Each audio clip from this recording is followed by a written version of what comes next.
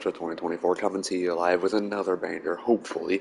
And today we are returning back to the one and legendary Doki Doki Literature Club. Now, I have to try to remember, I think a year or two ago on my channel, I'm pretty sure I did a walkthrough of the game, and my girlfriend made me go ahead and try it out again, and I didn't realize that there was a PS5 version of the game now too.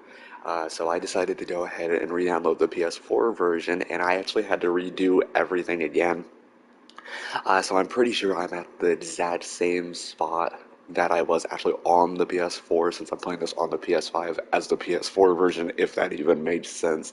So when I do the PS5 version, we have not touched that one whatsoever, so that one we will actually have to completely redo again. I haven't done any of the side stories yet, because I don't think I did any of those on the PS4. The thing that we have to completely do for the 100% memory synchronization is you have to obtain all wallpapers, all poems, all CGs, all secrets, all backgrounds, all sketches, and all promos. The funniest thing I think that's going to be, maybe the hardest part about this, is I can't remember if it's the secrets or if it's the poems. Um, I believe it's the secrets, if I remember right. Doki Doki Literature Club only selects 3 different secrets throughout the whole entire game, so every time you load up the game, it's always going to be 3 different poems. And my dumbass didn't click the other 2, so I only have this one, which we already know where that's getting to. So, and same with the music, too, if I remember right. Hold on, let me... Oh, it's data collection, not memory collection, my bad. And then find Dan's special notes. Uh, Hold on a minute, I think that's actually something in here. I gotta relook at the trophy guide again. Ooh, yay, another pandemic disease. Ba, ba, ba, ba, ba, ba, ba, ba.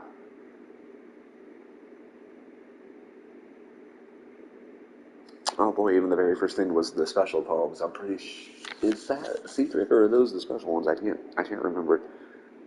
Ba, ba, ba, ba, ba. Luckily, we don't have to do any of the perfects anymore. Still have to do all the side stories, of course. Okay, here's all the music. Okay, hold on, let me check to see what we have as the music here. I'm sorry, this is going to take a fat minute. Okay, so we have, let's see, where's that one at? Deja Vu.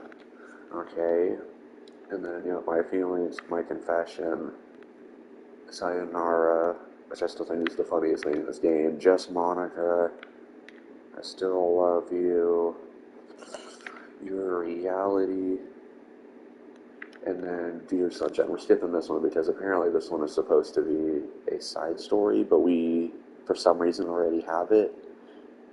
And for disclaimer, I don't own any of the music. All of the rights goes to the beautiful people that made this game. Because one of these songs, and I believe it is this one, we have to actually listen to 3 times in a single loop to get another version. Oh, yep, there it is.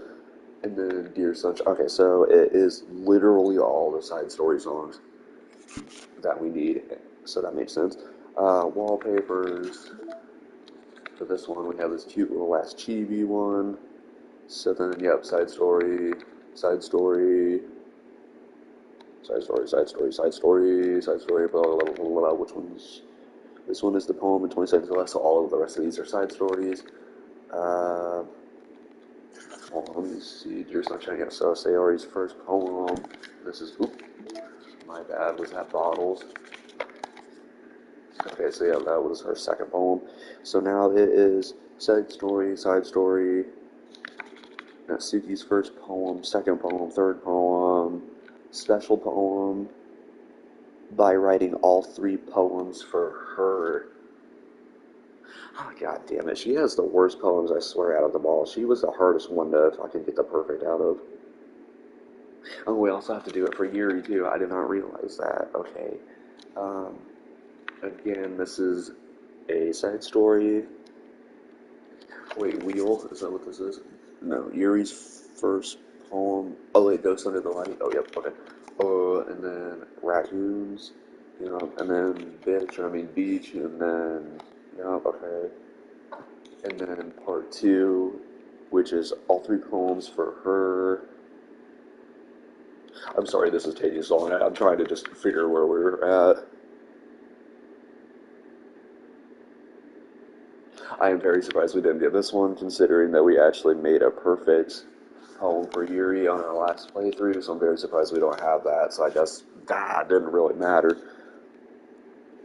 And then that's for Natsuki. Write a poem for both Sayori and... Wait a minute. Write a poem for Sayori in both the first and second poem games. So who the hell should we go for first, Sayori? Because most of those are the ones that we're needing here. I'm curious though about these two, because all they say is epilogues. Which I would have thought us deleting Monika in the very end and then giving Sayori the club president status was going to be the epilogue, but I don't think that is. I was under the impression of that, but I don't think that is. Alright, well, I guess that's enough of that, so I guess we'll just go ahead and jump into it, I guess. I can't remember where we're at, necessarily. Oh, that flat out tells you where we're at. Okay.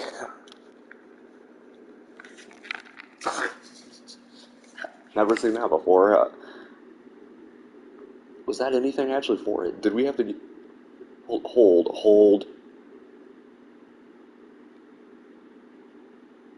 I was going to say something really bad right there, but I'm not going to. Okay, so we're just gonna... The fuck are we doing?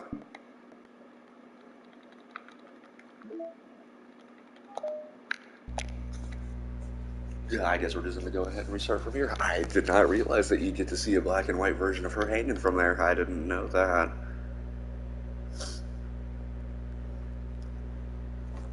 Sayori, Natsuki, Yuri, Monika. Alright.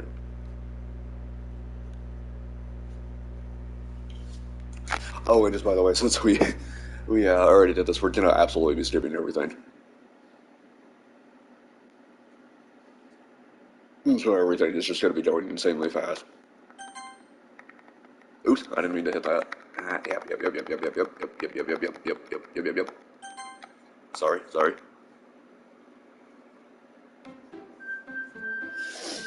Ah, goddamn, I didn't think I'd be coming back to this game, to be honest with you.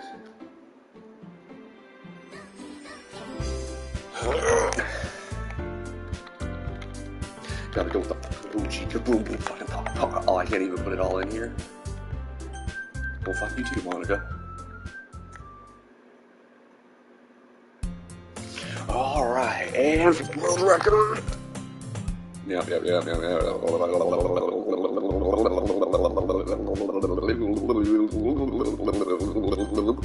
Alright, we're gonna stop right there. I think this is... Something's coming up here.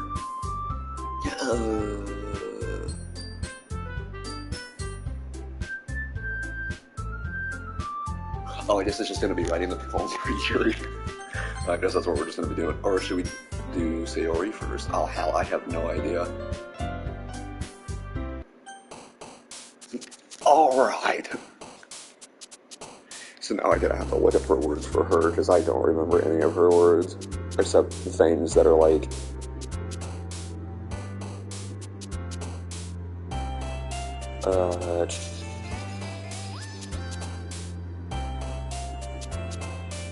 They're telling me it's not recommended to just do what I did. Oh, I'm sorry.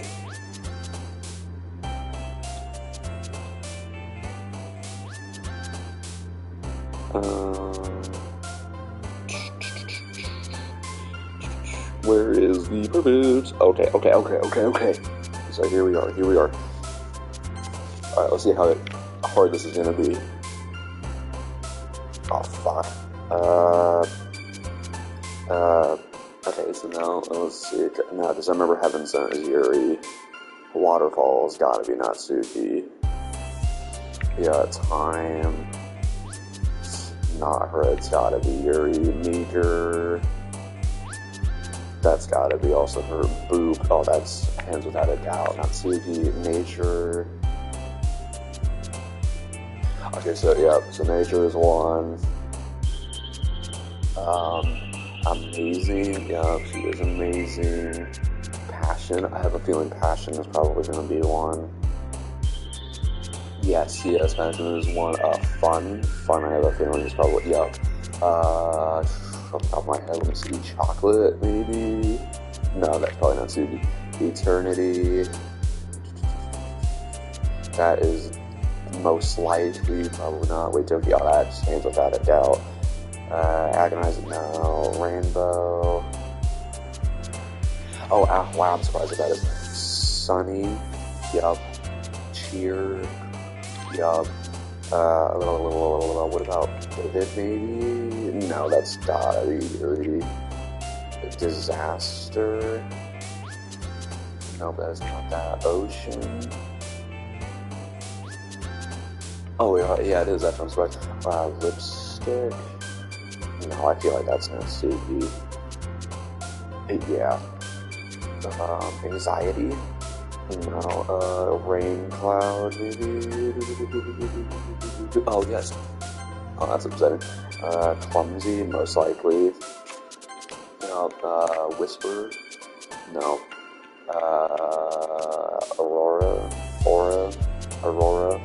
Aura. Nope. Unrestrained. No, it's unliquidated for hers. Blanket. Wow, son of a bitch. Pain. Oh, yeah, Pain is on there. Okay. I was gonna say, I swear to God, if they don't have all the words for her on this one. Secretive. I am very surprised that that's not on there. Peaceful? No, there's no way. Oh, holy shit, it is. Precious? Yeah, Precious is on there. Uncanny? No, she doesn't even have a review word on here. Oh, wait, yeah, she does. She's not recorded it. I can't believe I just said that. Sensation? Sensation? No.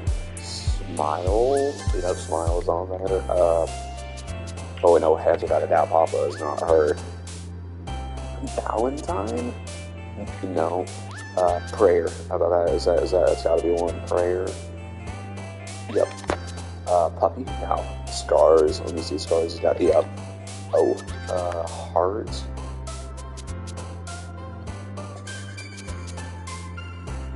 No, that's not her. That's gotta be fucking, that's Suki. Infinite.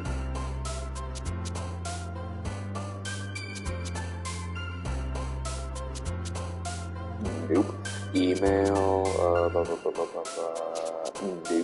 Horror. I don't think horror would be here. That's gotta be Yuri. Party. Let's see here. Oh, if she's party. Incongruence. Let me see if that's one of them. I don't think so. I'm not seeing that. I don't even think she has a single I word. Tears. Oh, yeah. Oh, fuck, what the hell did I... Did I hit Tears? Please tell me I just hit Tears. Oh, shit, now I'm a little worried. Oh my god, did I hit Tears? I don't know if I even hit Tears. Oh, I'm a little nervous now. Okay, Determination. No, that's not her. Nibble. No, that's gotta be fucking Natsuki. It's a nibble. Heartbeat. Damn, that's not even on here. Silly. Well, since my controller keeps going to excitement. Oh, sure, shit, excitement's on there. Extraordinary. Nope. Oh, god, okay, well, now we'll see. Hell, I don't even know if there's a way that I can see if I wrote both poems for her or not. Now that I am honest with you, I don't know. Alright. Oh,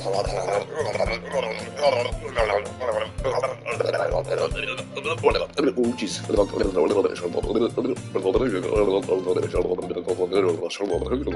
Okay.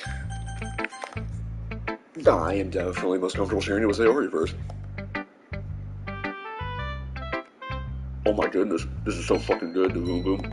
Was it? I had no idea you were such a good writer. Sayori, you must be seriously overreacting, and I believe that was perfect for her, because I know she gets a different dialogue. Because I have no idea what I like fucking either, bro. I'm sure yours opinion has to be a little more constructive than this. Maybe even that Suki's. Are you sure you don't like it just because I wrote it? Well, I'm sure that's part of it. I think I understand you better than a lot of other people you know. So when I read your poem, it's not just a poem. It's a boom boom poem, and that makes me feel extra special. Like I can feel your feelings in it. Sayori hugs the sheet against her chest. Hey, you're so weird, Sayori. Jesus. I'm really happy that you wrote one. It just reminds me of how you're really a part of the club now. Not to mention the fact that I'm standing in front of you in the club room. God fucking goddamn. Oh, well, of course.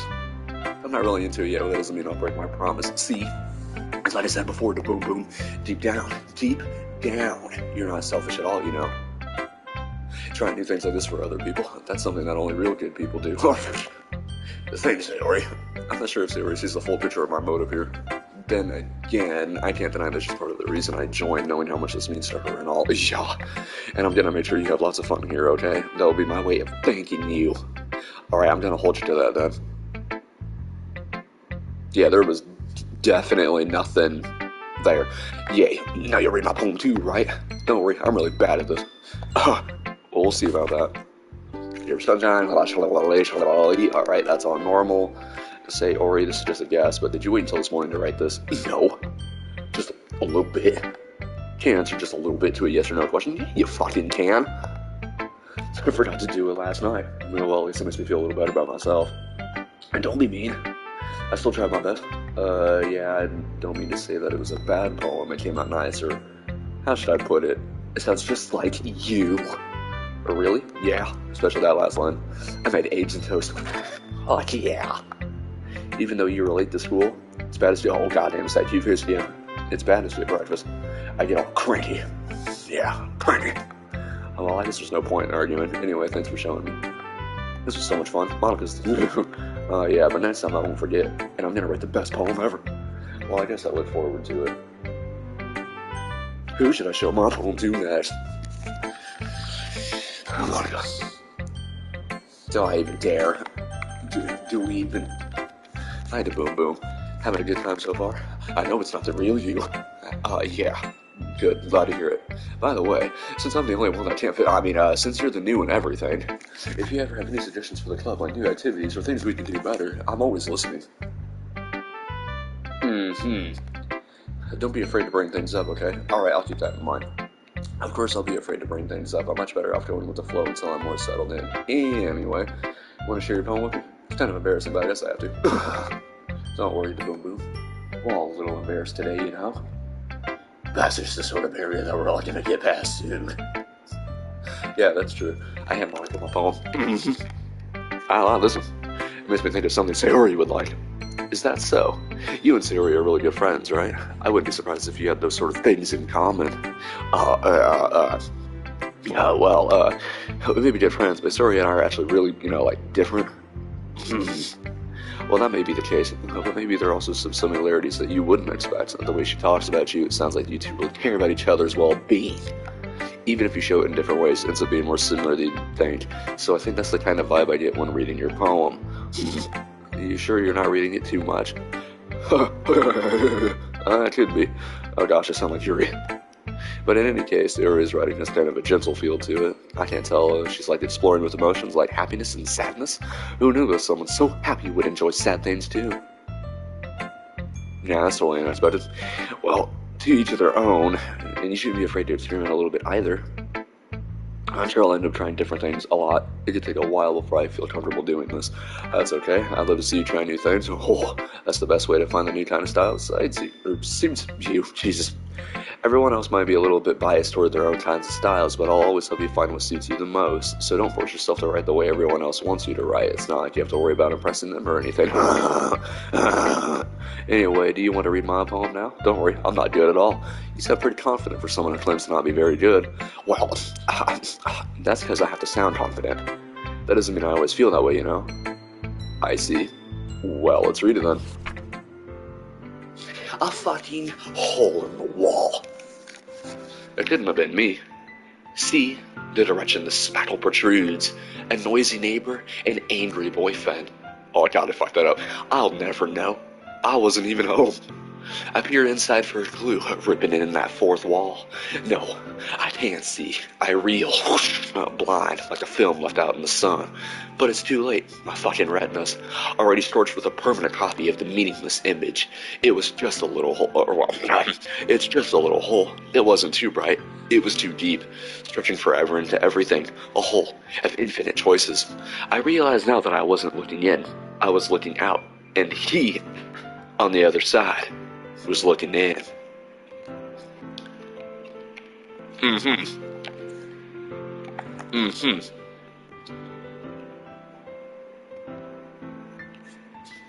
Mm-hmm. So what do you think?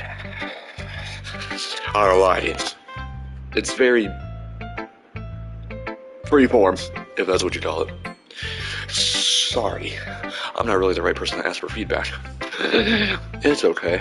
Yeah, that kind of style has gotten pretty popular nowadays. That is, a lot of poems have been putting emphasis on the timing between words and lines. When performed out loud, it can be really powerful. Yeah, I see what you're doing. What was the inspiration behind this? Well, I'm not sure if I know how to put it. I guess that you could say I kind of had some epiphany recently. It's been influencing my poems a bit. An epiphany? Quote unquote, an epiphany? Yeah, something like that. I'm kind of nervous to talk about deep stuff like that because it's kind of coming on strongly. Maybe after everyone is better friends with each other. Hold on, let's take a pause. Let's pause. Let's take a break, okay? Maybe after everyone is better friends with each other, right? Okay, so she ends up saying something like that. But we all know what she is. Now, the thing that I am kind of confused about is that now let's just say if we actually had the option to go with her, did everything that happened in this game actually could have been avoided? If we actually could have had the choice to choose her in the end, could Sayori, Natsuki, and Yuri's death completely be avoided out of everything? Because that's what the hole in the wall poem was. It was flat out breaking the fourth wall, and she's already aware, and my hoodie just slapped the shit out of me, so obviously it's becoming aware. Anyway, here's Monika's writing tip of the day. Sometimes when you're writing a poem or a story, your brain is too fixated on a specific point. If you try so hard to make it perfect, then you'll never make any progress. Just force yourself to get something down on the paper and tidy it up later. Another way to think about it is this. If you keep your pen in the same spot for too long, you'll just get a big dark puddle of ink. So just move your hand and go with the flow. That's my advice for today. Thanks for listening. Who should I show my poem to next? Well, it's about what I expected from someone like you. That's a little blunt. Well, excuse me. It's not like I said it was bad. It just didn't evoke any emotions. So basically, it's not cute enough for your tastes. Do you want to get smacked? I'll pass. Sigh. Well, anyway, I guess I need to show you mine. Not that you'll like it. Eagles can fly.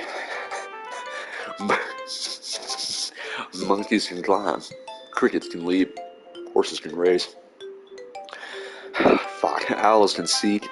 Cheetahs can run. Eagles can fly. People can try. That's it. How about cried reading that poem? Hey, yeah, I told you that you weren't gonna like it. I like it. But what? Just be honest. I am. Or are you so convinced that I wouldn't like it? Well, because everyone in high school thinks that as we're writing it'd be all sophisticated and shit, so people don't even take my writing seriously. But isn't the point of poems for people to express themselves?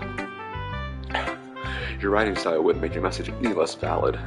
Yeah, exactly. I like it when it's easy to read, but it hits you hard. Like in this moment, seeing everyone around you do great things can be really disheartening. So I decided to write about it. Yeah, I understand.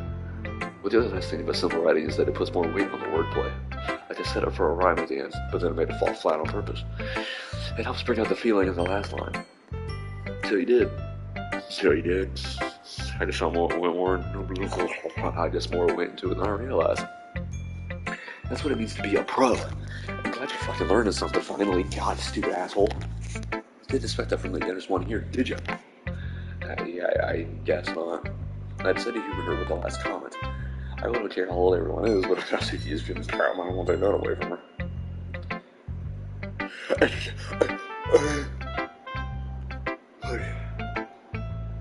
Oh, I gotta check something real fast.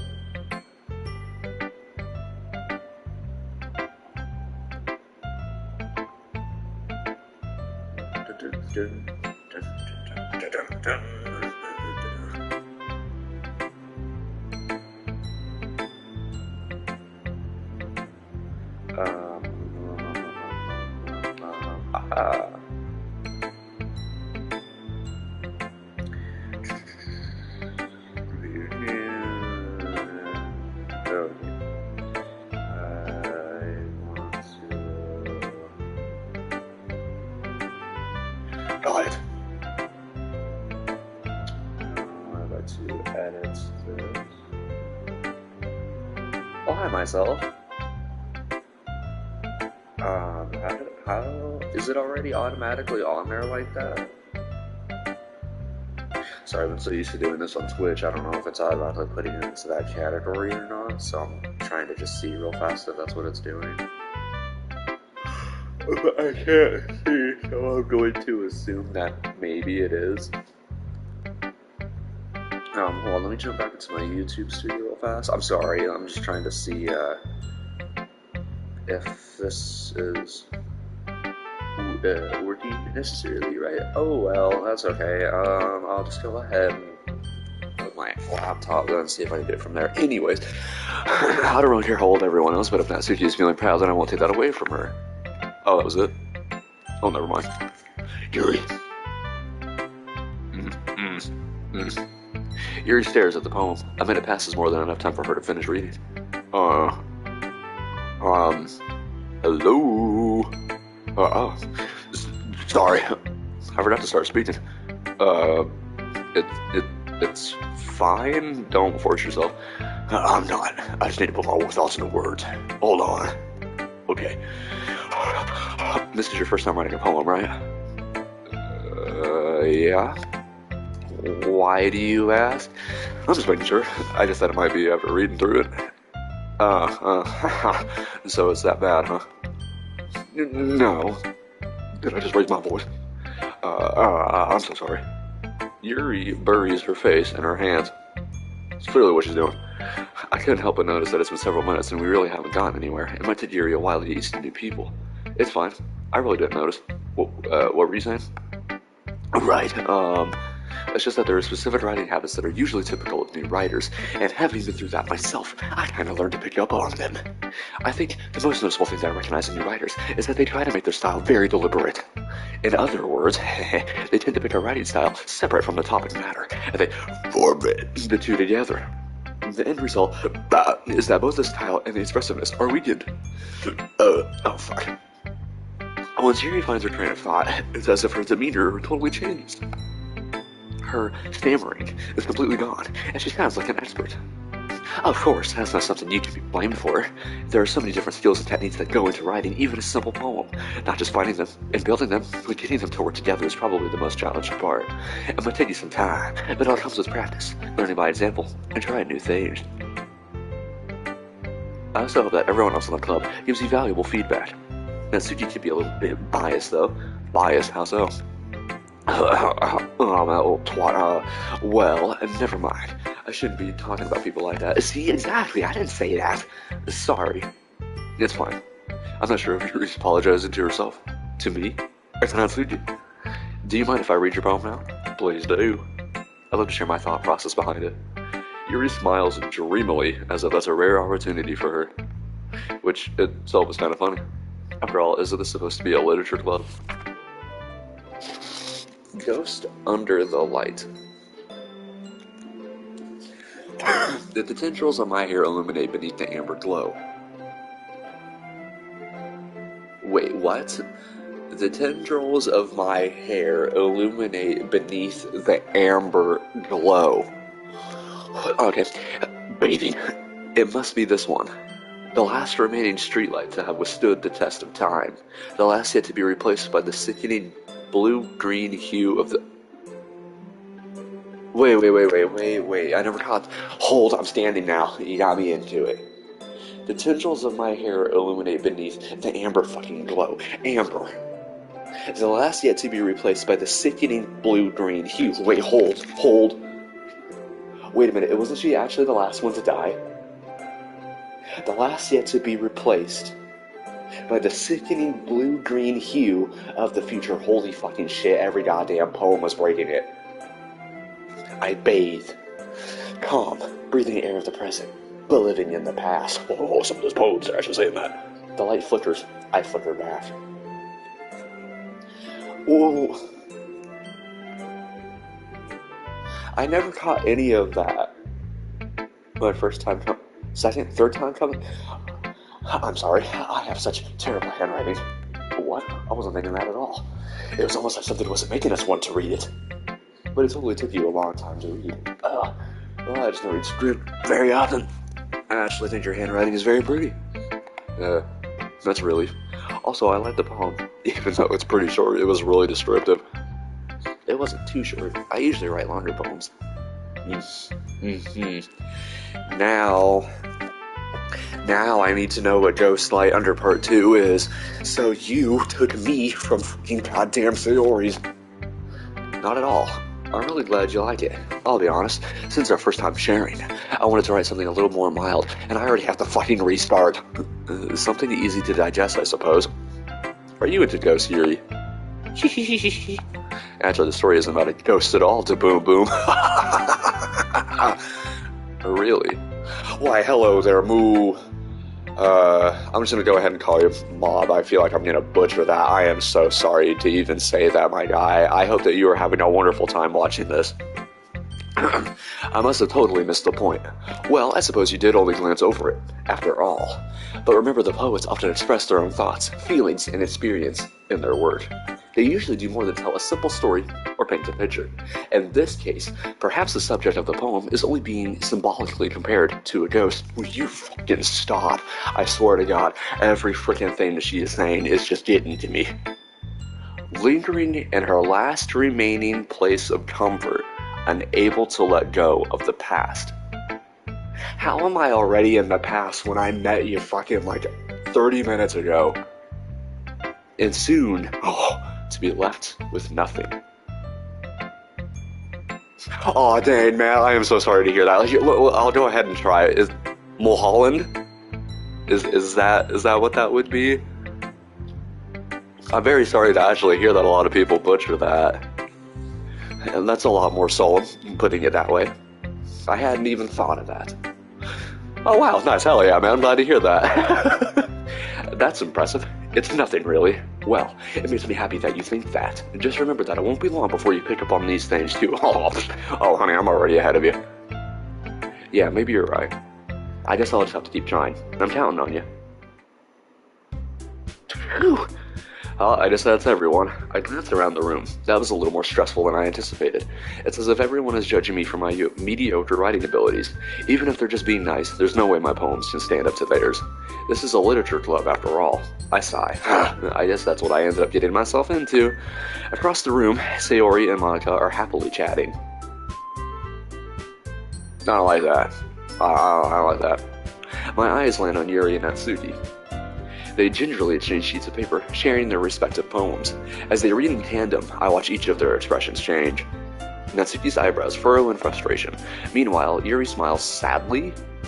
What is this language? Did you say something? Oh, is she already aware? Oh, it's nothing. Natsuki dismissively returns the poem to the desk with one hand. I guess you could say it's fancy. I wouldn't say it's fancy. I would say it's a little foreshadowing. Thanks. Yours is cute. Cute? Did you completely miss the symbolism or something? It's clearly about the feeling of giving up.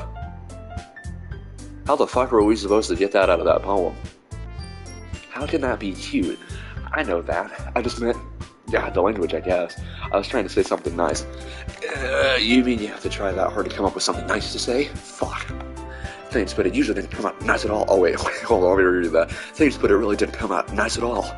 Well, I do have a couple of suggestions. If I was looking for suggestions, I would have asked someone who actually liked it. which people did, by the way. Nah, it's even scarier. Sayori liked it, and Boom Boom did too. So based on that, I'd like to give you some suggestions of my own. First of all, let me get that gun cocked and loaded. Excuse me. Oh, I'll say getting fire. I appreciate the offer, but I've spent a long time establishing my writing style. I don't expect it to change anytime soon, unless of course I come across something particularly inspiring, which I haven't yet. And Boom Boom likes my poem too, you know. Goddamn right, that little hoe. He even told me he was impressed by it. Natsuki suddenly stands up. Oh shit. Oh, I didn't realize you were so invested in trying to. Okay, here we go. This is where it's gonna get real bad, and I decided to try to impress our new members here. Let's see. Do I debate on reading something? Oh, who gives a fuck? That's not what I. You're just. Yuri stands up as well. Maybe you're just jealous that the Boom Boom appreciates my advice more than he appreciated yours. And how do you know he didn't appreciate my advice more? Are you that full of yourself? No. If I was full of myself, I would deliberately go out of my way to make everything I do overly cutesy. Is everyone okay? Well, you know what? I wasn't the one whose boobs magically grew a size bigger as soon as the Boom Boom started showing up. Natsuki. Natsuki, that's a little, you know, this doesn't involve you. I don't like fighting guys. Suddenly, both girls turned towards me. Oh, God. As if they noticed I was standing there. There's a little bit of, arguing?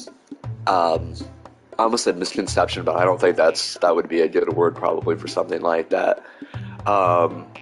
So far, Sayori, which isn't on the screen, she invited us to join a literature club, and so we decided to go ahead and join, and I'll trying to spoil everything.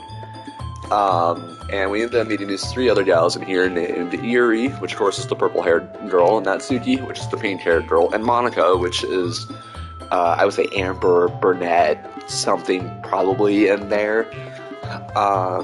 She, of course, is the club president, and all three of these girls have some sort of crush, romance, something towards to us, and they all end up fighting over a while, and that's all I'm going to get into. The Boom Boom, she's just trying to make me look bad. That's not true. She started it. If she could get over herself and learn to appreciate that simple writing is more effective. Oh, and just actually, by the way, if you are easily disturbed by suicide, stress, anxiety, cutting, anything of that, mental illness, mental health, anything of those values, I would probably not watch this video. If that is, just for a disclaimer. Then this wouldn't have happened in the first place. What's the point in making your poems all convoluted for no reason? The meaning should jump out at the reader, not force them to have to figure it out. Help me explain that to her, to Boom Boom. Wait. There's a reason we have so many deep and expressive words in our language. It's the only way to convey complex feelings and meaning them most effectively. Avoiding them is not only unnecessarily limiting yourself, it's also a waste. You understand that, right, Boom Boom? No. Well... I didn't mean to yell that so loud. How did I get dragged into this in the first place? It's not like I know anything about writing, but whomever I agree with, they'll probably think more highly of me. So, of course, that's going to be... I'll tell you this time. Natsuki, you're right that I liked your poem. See? Wait. That's not an excuse for you to be so mean. You shouldn't pick a fight just because someone's opinion is different. That's not what happened at all. Yuri wouldn't even take my poem seriously. I understand, Yuri. You're a seriously talented writer. It's no secret that I was impressed. Well, but here's the thing. No matter how simple or refined someone's writing style is, they're still putting feelings into it, and it becomes something really personal. That's why Natsuki felt threatened when you said her poem was cute. I see. I didn't notice that. I'm sorry. But Natsuki, you took it way too far. Yuri means well, and if you just told her how you felt, then this would have happened in the first place. Are you fucking kidding? That's exactly what I did. It was her that. It was her that. Natsuki, I think that's enough. You both said some things that you didn't mean. Yuri apologized. Don't you think you should too? Natsuki clenches her fists. Ooh, In the end, nobody's taken her side. She's trapped, at this point being defiant only because she can't handle the pressure. I end up even feeling bad for her. Sometimes when I'm hurt, it helps to take a walk and clear my head. Sayori, she doesn't need to. You know fucking what. I'm going to do that. It'll spare me from having to look at all your faces right now. Without warning, Natsuki snatches her own poem up from the desk and storms out. On her way out, she crumples up the poem with her hands and throws it into the trash.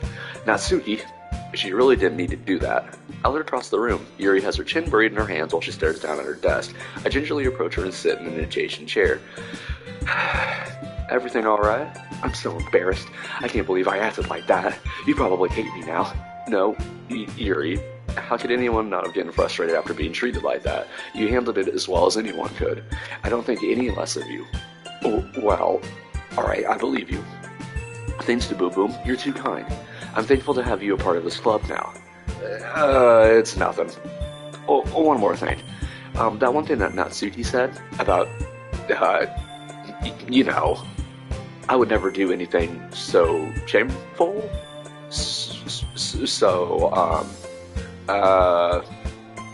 What thing did Natsuki say? Oh, come on, we all know what she said. Well, never mind that. I'm going to make some tea. Good idea. Make enough for more than one person, okay? Yeah. Okay, everyone, it's just about time for us to leave. How did you all feel about sharing poems? It was a lot of fun. Well, I'd say it was worth it. It was alright, well, mostly. Boom Boom, how about you? Yeah, I'd say the same. It was a neat thing to talk about with everyone. Awesome. In that case, we'll do the same thing tomorrow.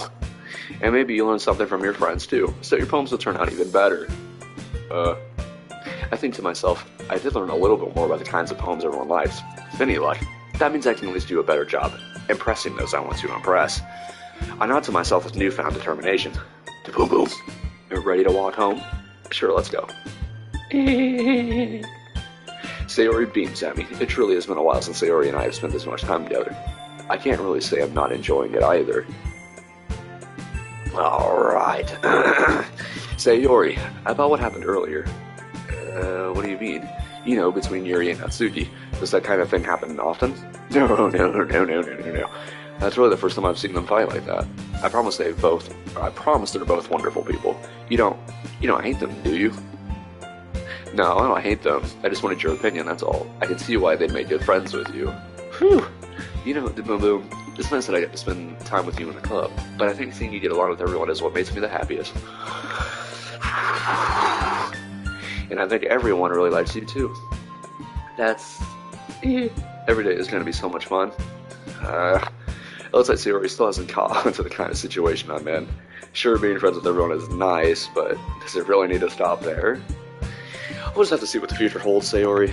I pat Sayori on the shoulder. I said that more to myself than to her, but it's easy to use Sayori as an internal monologue sometimes. Okay, yeah, let's do this. Okay, now this is going to be the kicker and the longest part, and we're going to be cooking here in a second. So, to get some of these special poems, CGs, and etc., we have to specifically write poems for each and one of these girls. And the first girl that we did was Sayori, but we're going to go ahead and do it. Or wait, hold on. I need to see something actually real fast.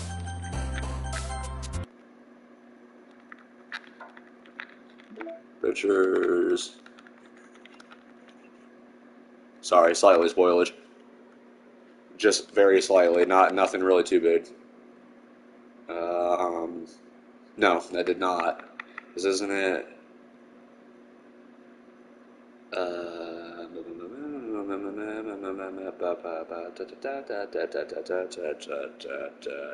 No. Okay.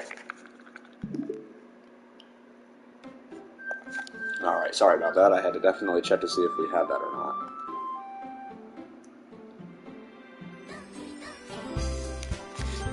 Okay. Oh, son of a... That is totally, that's what we meant to do.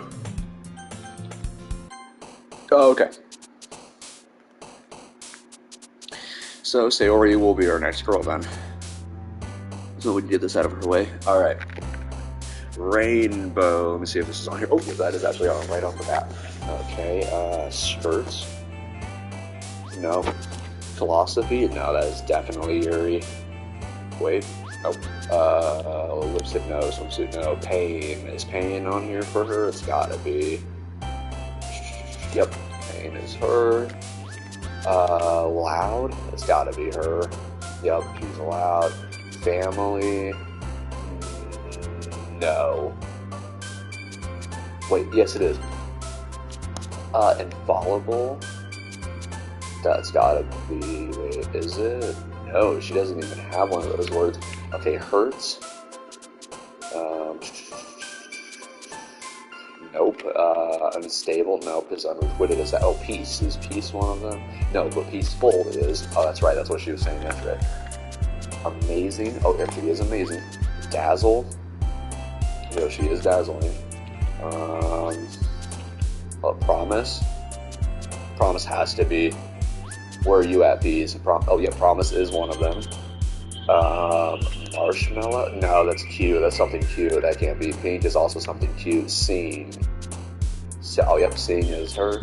Strawberry? No, that's something cute. Heartbeat. Heartbeat is not one of them. Imagination?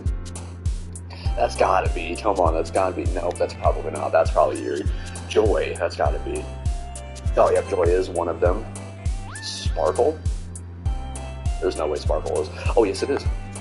Ribbon? Wait, no, it's not. That's not. Suki. Forgive. Let me see. Is Forgive one of them? Yes, it is. Fear? I don't think Fear would be. Oh, it is. Oh, that's.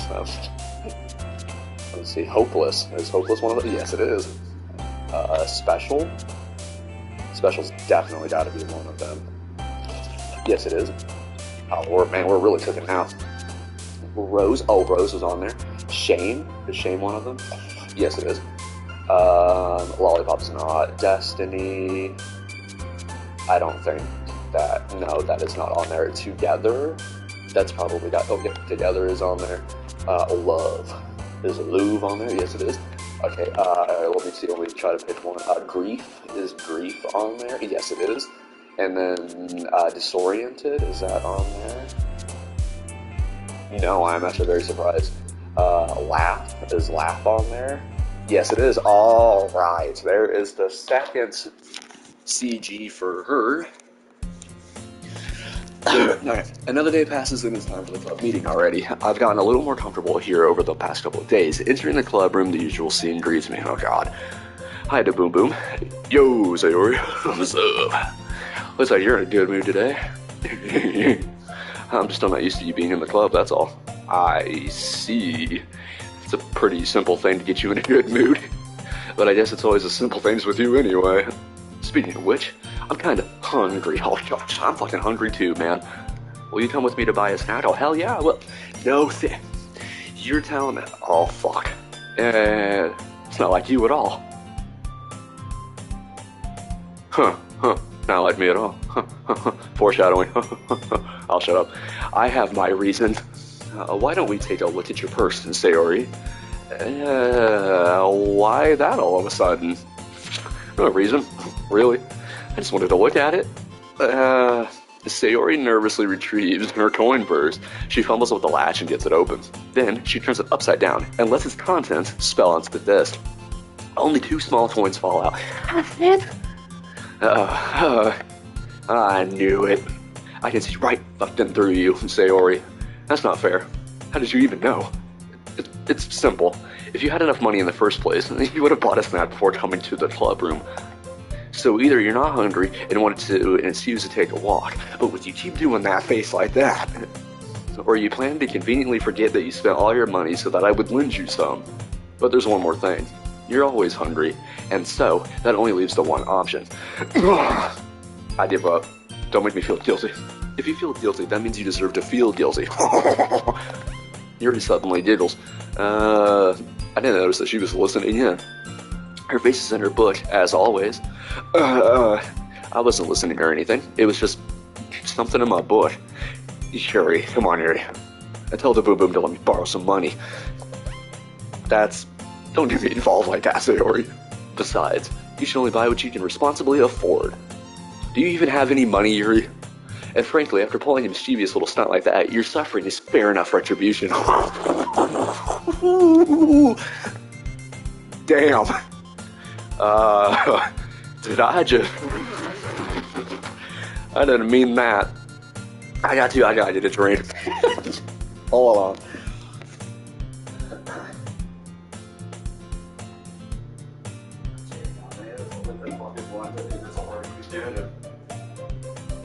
Already we did it. One freaking day long. This is how it's going.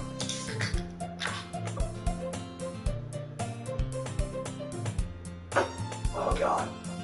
Oh god. Okay. Oh. Okay. I got too absorbed into my book. I really like when you speak your mind, Yuri. It doesn't happen much, but it's a fun side of you. There's no way you could think that. You were right, though. I did something bad. Now I have to accept the revolution. Retribution. Yeah, that. Still, coming from you, Sayori, I guess there's a little devil inside all of us, is there? Oh, I should have just done that at that. Don't let her fool you. Sayori knows exactly what she's doing. After all, she told you guys she was bringing me to the club before she even told me. But you wouldn't have come if it weren't for the cupcakes. Fucking god.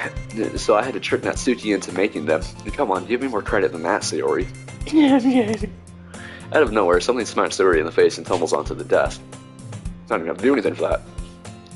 Yeah. Ow. What was... Oh, a cookie. Sure enough, it's a giant cookie wrapped in plastic. Sayori glances around. Is this a miracle? It's because I paid my restitution? Retribution. Actually, that one almost worked.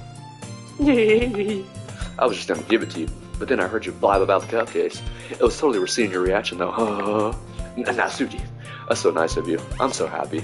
Sayori hugs the cookie. Geez, just eat it. Sayori rapidly tears open the wrapper and takes a big bite. So good. Sayori suddenly clasps her hands over her mouth. I bit my tongue. You're going through a lot over just one cookie. Natsuki takes a bite of her own cookie. Yours looks really good too, Natsuki. Can I try it? Jeez, the beggars can't be choosers. But yours is chocolate. Yeah, why do you think I gave you that one? Fine. Still, I'm really happy that you shared this one with me. Sayori gets out of her seat and goes behind Natsuki, then wraps her arms around her. Oh, jeez. I get it. Cookie's still in hand, Natsuki reaches up to nudge Sayori off her. Sayori suddenly leans down and takes a bite out of Natsuki's cookie. Hey! Did you seriously just do that? Mouthful, Sayori trots away to safety. Yuri and I laugh as well. Jeez, you're such a kid sometimes. Monika, can you tell Sayori... Natsuki glances around. Oh! Monika isn't in the club room. Where is Monika anyway? Good question. Haven't you heard anything about her being late today? Not me. Yeah, I haven't either. That's a bit unusual. I hope she's okay. Of course she's okay. She's probably just had something to do today. She's pretty popular after all. You don't think she has, No, I wouldn't be surprised. She's probably more desirable than all of us combined. That's true. Excuse me? Suddenly the door swings open. Sorry, I'm super sorry. Ah, there you are. I didn't mean to be late. I hope you guys weren't worried or anything.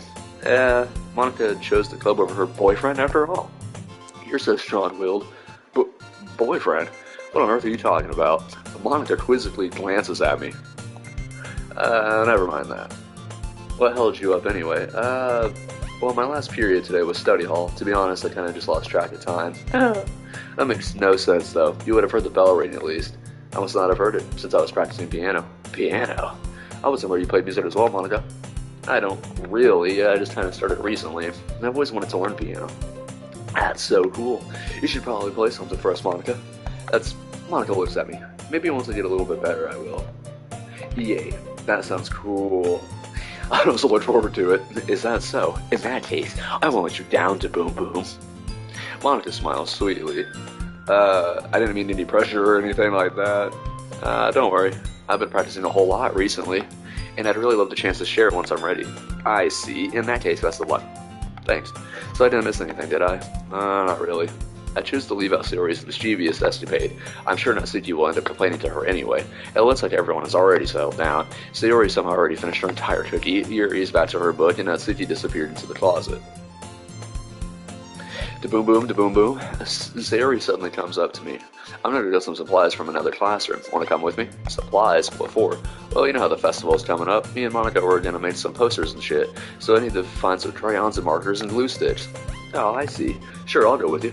Yay. Okay, Monika, we'll be back soon. Are you going with the Boom Boom to get the supplies? There's no need to trouble yourself. I'd be happy to go with them. But I wanted to go. It's so much fun exploring empty classrooms and stuff. Alright. It was just a suggestion. See if you can find poster paper too, okay? Okay. You ready to boom boom? Yep, let's go.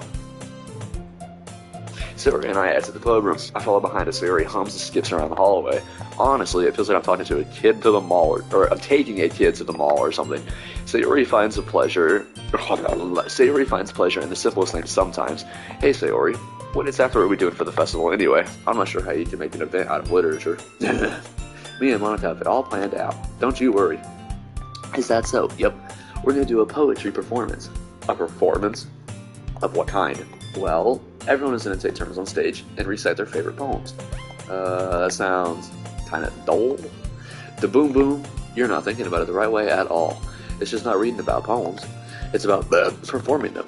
Like you say the lines of the poem, like, between my feet, the last remaining flower beckons to me. I twist the stem, freeing it from its clinging roots, caressing the final joyous moment between my fingers. But to what ends have I summoned this joy? For now, when I look in every direction, the once prosperous field before me is but a barren wasteland? Like that.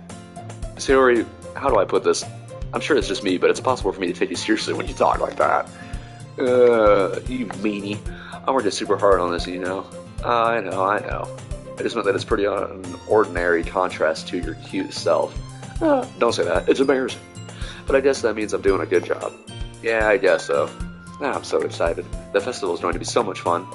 Sayori spins herself around in the hallway again. Hey, Boom, this classroom over here is empty. Let's begin the mission. The mission? It's been a long time since I've spent time with Sayori like this, but in the end, she hasn't changed one bit. She's nothing but a ball of sunshine, drawing happy vibes from the world around her. It's a pretty nostalgic feeling for me. As the years went by, I began to hole myself up in my room more and more, so going adventuring with Sayori brings about a special sort of feeling I forgot I had in me. The two of us enter the classroom. Sayori heads straight to the closet, and I follow. Let's see what we have in here. Crayons. Sayori pulls a box full of crayons off the shelf. They're the best brand, too. They're kinda dirty, though. Sayori starts pulling various crayons out of the box, reading the color names.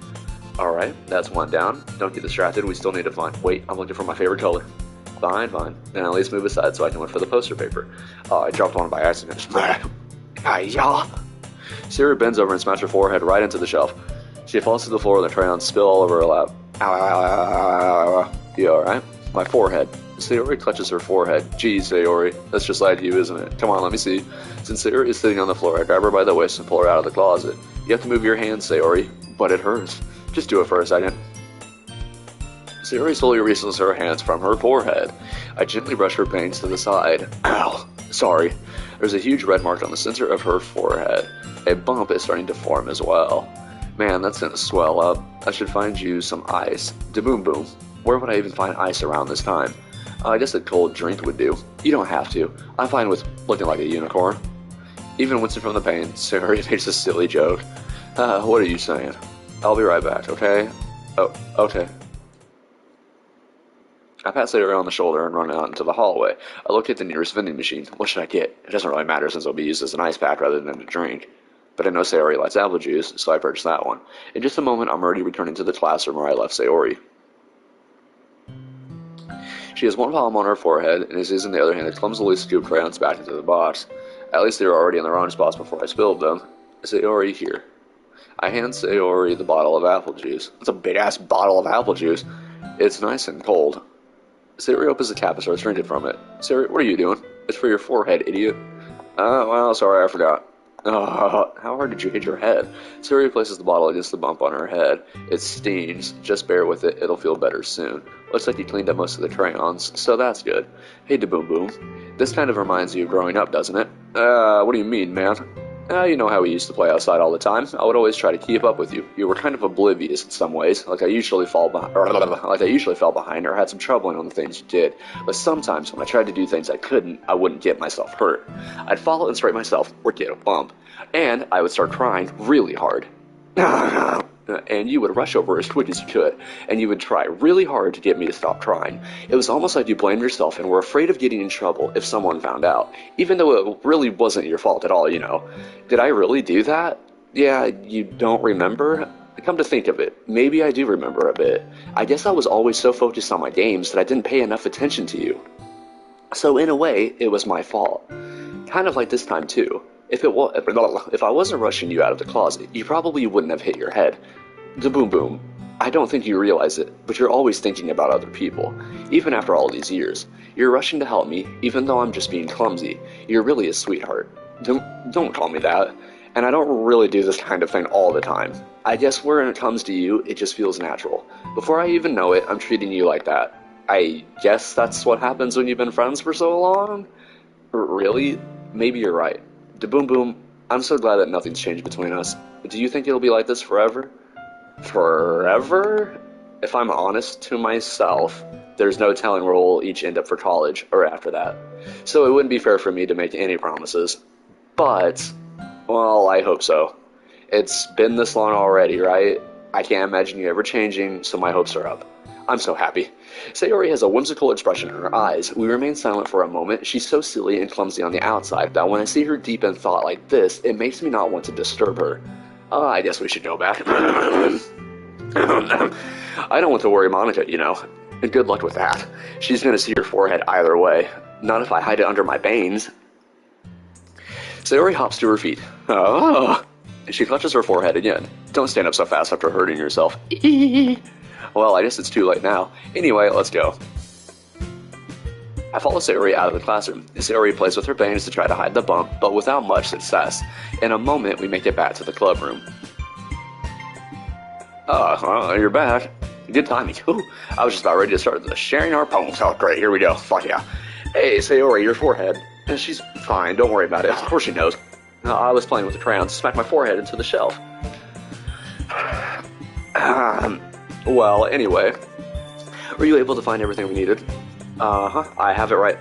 Sayori frantically glances around herself. I forgot all the stuff. Calm down, Sayori. I have it all right here. I found the poster paper, too. Sounds like you ended up doing all the work, the Boom Boom. Oh, well, Sayori. I failed to come up with an excuse for Sayori. I made it an adventure. Yeah, that.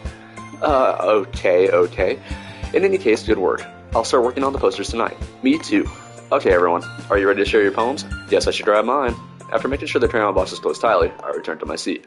Now, this was the second time that we made a poem for Sayori, so that we were going to CGs for her. So our next run, we're going to go ahead and skip and go down to Natsuki, Yuri, and I wish we could do that, but we know that. Boom Boom, I really love your poems. I can't believe you've been hiding these from me. I'm not hiding anything, but your poems are so good. Yesterday's and this one too. You can't tell me you haven't done this before. I mean, you're really the only one who feels that way, so no way. Not even Natsuki? Well, I guess Natsuki is the least likely to admit how much she likes something, but I don't think it's that. What do you mean? Well, I guess I'll be honest about it. It's a lot easier to write poems when I'm thinking about you. Whoa, stop thinking weird things, idiot. I just mean that you're a really expressive person, I guess. How am I supposed to write poems about my own stupid life, but you somehow make everything in your life an adventure? Even the little things, like cooking. Let's not talk about that. So yeah, I guess what I'm saying is that I can feel more feelings through you. Wait. I guess what I'm saying is that I can feel more feelings through you than I can through myself. We have that kind of weird connection. It's your fault for getting in my business all the time. I don't know if I understand. You never understand when I try to explain things, do you, Sayori? I pat Sayori's head. Hey, I'm not a kid, you know. Are you sure about that? Maybe. Sayori starts fiddling with her pencil between her hands. Hey, Boom Boom, will you give me your poem? I kind of want to keep it. Why? Because, well, it's the first time you've written something for me. Sayori, you completely misunderstood. I didn't write this for you. Yeah. Are you even listening anymore? Well, whatever. I'll give it to you when we go home. Really? Snap. I broke my pencil. Sayori hastily bends down to pick up the pieces she dropped, but being inattentive of her surroundings, she bumps right into me. Sorry. It's fine. I'll get it for you. I bend down and pick up the broken pencil. Sayori clutches the desk beside her to support herself, knees shaking. Alright. I'm a little clumsy today. I'm gonna look something up real fast here before we get any farther.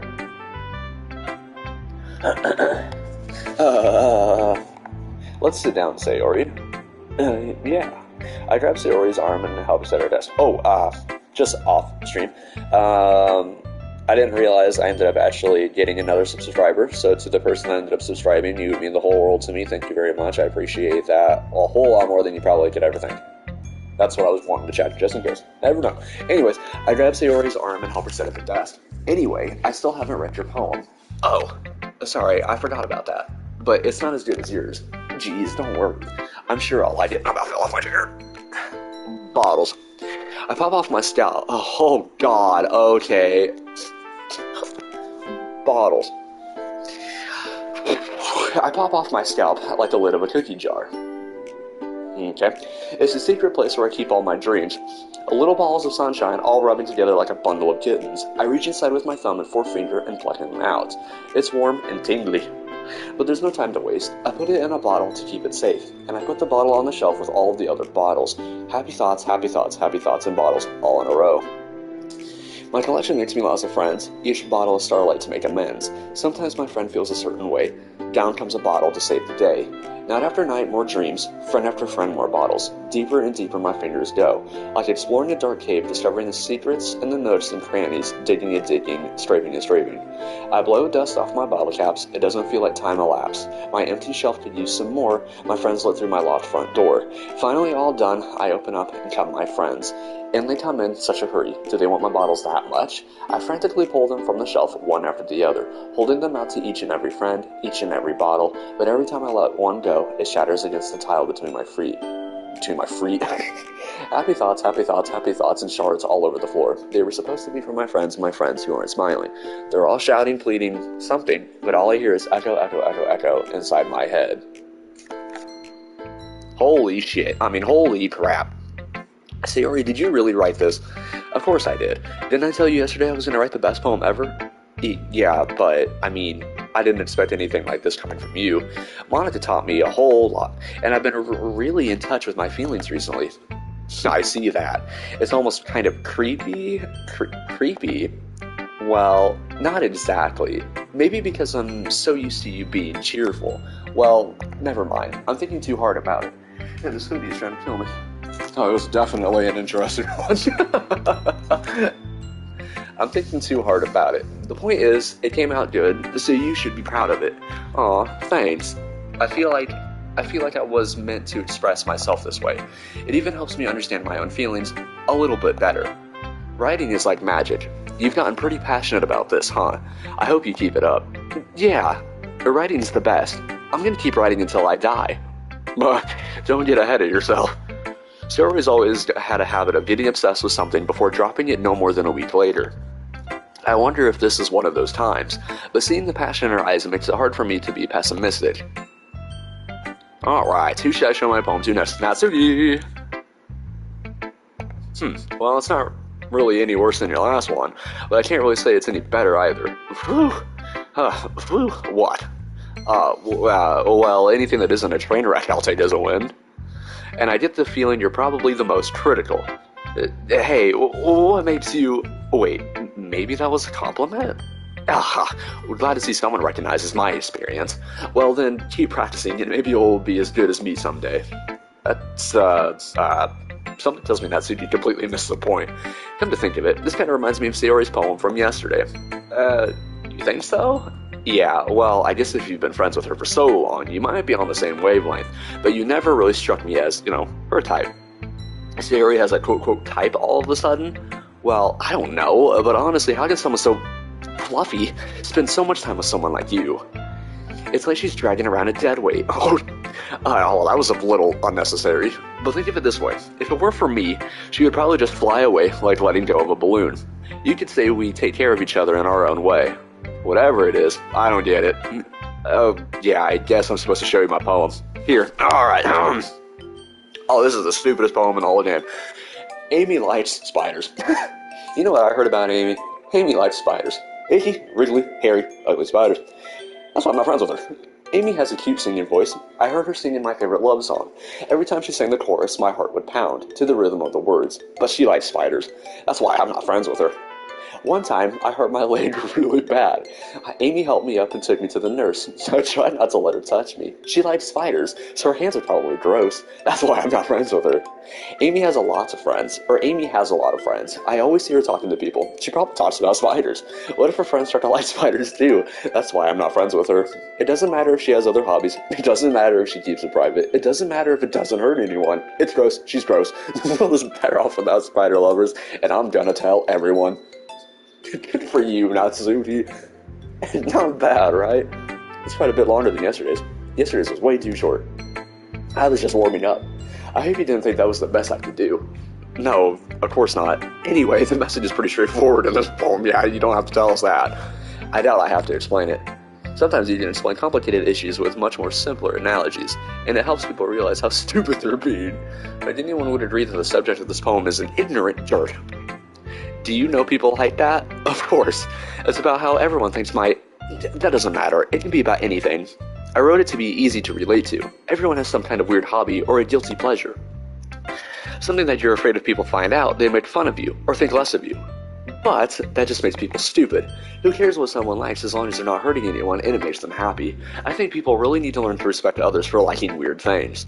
Well, you're definitely right. At least I can relate to that. And I'm sure a lot of other people can too. It's what I do best after all. I don't like writing. Oh, I just thought of something. Hold on.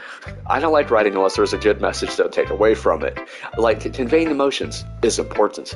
But I want to make people think, not just feel. Remember that. I'm going to write a good one for tomorrow. It's 2, so look forward to it. Who should I show my poem to next? We're going to go ahead and do Yuri. Alright, let's see what you've written for today. Well done, Da Boom Boom. Your skills are already improving. Really? Thanks, Yuri. Coming from you, that means a lot. It's nothing. I'm just happy to help inspire fellow writers. I know you're new to this, so don't worry so much if it seems like you can't get your poem to feel perfect. You don't need to be afraid to be a little more daring. Metaphors can go a long way. Don't feel like you need to work your brain like turning a bunch of gears. Wait, hold on. Don't feel like you need to work your brain like turning a bunch of... Oh, okay, I thought I'd fucked that up, sorry. Try letting your mind wander through your feelings, and write down the things you see and hear. That's one way to truly enable your reader to see into your mind. It's a very intimate exercise. I see. That's a certainly interesting technique. Thanks for sharing. I have, an example of that if you'd like to read it. Of course. It's the poem you wrote for today. Yuri nods and timidly hands me her poem. The Raccoon. It happened in the dead of night while I was slicing bread for a guilty snack. My attention was caught by the scuttering of a raccoon outside my window. That was, I believe, the first time I noticed my strange tendencies as an unordinary human. I gave the raccoon a piece of bread, my subconscious well aware of the consequences, well aware that a raccoon that is fed will always come back for more. The enticing beauty of my cutting knife was the symptom, the bread, my hungry curiosity, the raccoon, an urge. The moon increments its phase and reflects that much more light off of my cutting knife, the very same light that glistens in the eyes of my raccoon friend. I slice the bread fresh and soft, the raccoon becomes excited. Or perhaps I'm merely projecting my emotions onto the newly satisfied animal. The raccoon is taken to following me. You can see that we've gotten quite used to each other. The raccoon becomes hungry more and more frequently, so my bread is always handy. Every time I brandish my cutting knife, the raccoon shows me its excitement. A rush of blood, classic conditioning. I slice the bread and I feel myself again. I was a little more daring with this one than yesterday. I can see that. It's a lot more metaphorical. I don't know if it's my fault, but I begin to imagine what this poem is about. That's right. It's a bit closer to my preferred writing style, using the poem as a canvas, vivid imagery, and conveying emotions through them. Yeah, if I take it at face value, then I can't even figure out what it's supposed to mean. Well, I think it's something that different people can relate to in their own way. I wanted to express the way it feels for me to indulge in my more unusual hobbies. It's those sorts of things that I'm usually forced to keep to myself, so I sometimes enjoy writing about them. Huh, that's funny. Uh, didn't Natsuki also write something about that? About someone being ridiculed for a strange interest? Uh, she did? Yeah, she was talking about how it doesn't matter what you're into as long as you're not hurting anybody. She's right. I mean, does she really feel that way? Yeah, sounds like you two have that in common. That's interesting. To me, she seemed like the kind of person who would make fun of my hobbies, but I suppose that's my fault for judging, isn't it? Please don't tell her I said that. Don't worry, I have no reason to. Oh, okay. Well, thank you for sharing it with me. After all, if I hadn't learned to embrace my own weirdness, I would probably hate myself. I might be ranting a little bit now, but I'm glad that you're a good listener. Who should I show my phone to next? Monika! Hi again, Boom Boom. How's the writing going?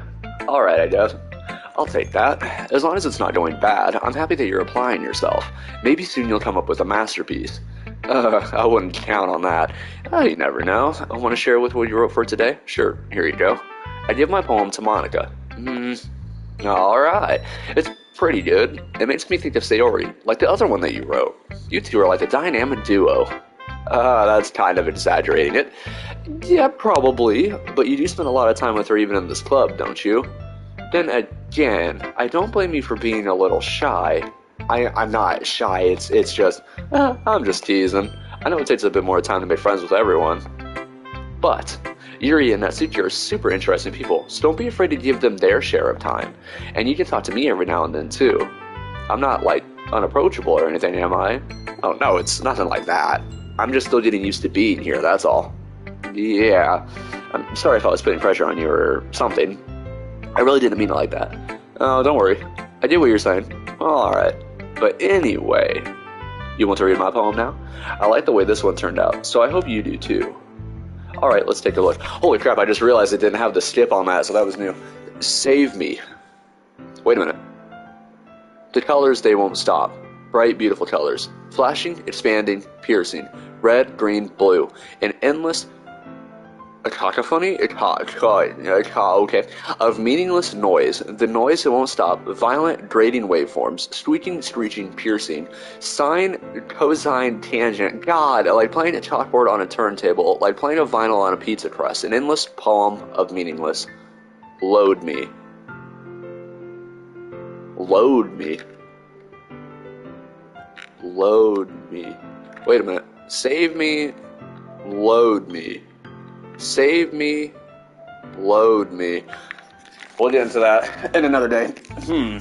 It's even more abstract than your last one, huh? I guess it's just the way I write. I'm sorry if you don't like it. No, I never said that. It's just a kind of thing I've never really seen before, I guess. It's kind of like playing with my space on the paper. Choosing where and how to space your words can totally change the mood of the poem. It's almost like magic. The way I wrote the lines really short makes it feel like they're trying to speak over the noise. I see. It's still hard for me to tell what it's about, though. Sometimes, asking what a poem is about isn't the right question. A poem can be as abstract as physical expression of a feeling, or a conversation with the reader. So putting it that way, not every poem is about something. Anyway, here's Monika's writing tip of the day. Sometimes you'll find yourself facing a difficult decision. When that happens, don't forget to save your game. You never know when you might change... What?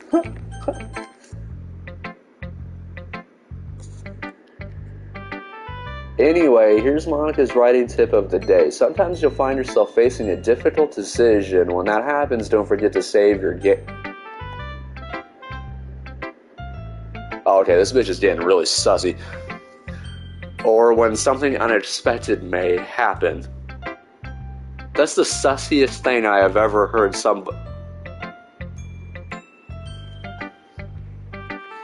Wait, is this tip even about writing? What am I even talking? Yeah, what the fuck are you even? That's my advice for today. Oh, well, beautiful advice. Thanks for listening. Thank you very much. Okay, everyone. We're all done reading each other's poems, right? I have something extra planned today, so if everyone can come sit at the front of the room. I'm still a little... Is this about the festival? Well, sort of. Do we really have to do something for the festival? It's not like we could put together anything good in just a few days. Is that not bothering anybody else so that she said that? I mean, it's bothering me. Well, we'll just end up embarrassing ourselves instead of getting any new members. That's a concern of mine as well. I don't really do well with the last-minute preparations. Don't worry so much. We're going to keep it simple, okay? We won't need much more than a few decorations. Sayori has been working on posters, and I've designed some pamphlets we can give out during the event. Okay, that's great and all, but that doesn't tell us what we're actually going to be doing for the event. Oh, sorry, I thought you heard about it already. We're going to be performing. Performing? Monika. Yeah, we're going to be having a poetry performance. Each of us are going to choose a poem to recite during our event. But, the cool part is, we're also going to let anyone else come up and recite poems too. Sayori's putting it all on the posters in case anyone wants to prepare ahead of time. Sayori, who's been coloring the poster, holds it up for us to see. Are you kidding me, Monika? You didn't already start putting these posters up, did you? Oh, well, I did. Do you really think it's that bad of an idea? Well, no, it's not a bad idea, but I didn't sign up for this, you know. There is no way I'm going to be performing in front of a group of people like that. I agree with Natsuki. I could never, in my life, do something like that. Imagining it, Yuri shakes her head in fear. Guys, no, Sayori. I understand where they're coming from. Remember that Natsuki and Yuri have never shared their poems with anyone until just a couple days ago. It's a lot to ask for them to recite their poems out loud to a whole room full of people. I guess I kind of overlooked that, so I'm sorry. But I still think we should give it our best. We're the only ones responsible for the fate of this club. If we start the event and each put on a good performance, then we'll inspire others to do the same. She just flicked Natsuki in the face. And the more people who perform, the better we'll be able to show everyone what literature is all about. Yeah, it's about expressing your feelings, being intimate with yourself, finding new horizons, and having fun. That's right. And it's those reasons that we're all in this club today. Don't you want to share that with others? To inspire them to find the same feelings that brought you here in the first place. I know you do. I know we all do. And if all it takes is standing in front of the room for 2 minutes and reciting a poem, then I know you can do it. Natsuki and Yuri remain silent. Sayori looks worried. I guess that leaves me no choice. I agree. I don't think it's too much to ask.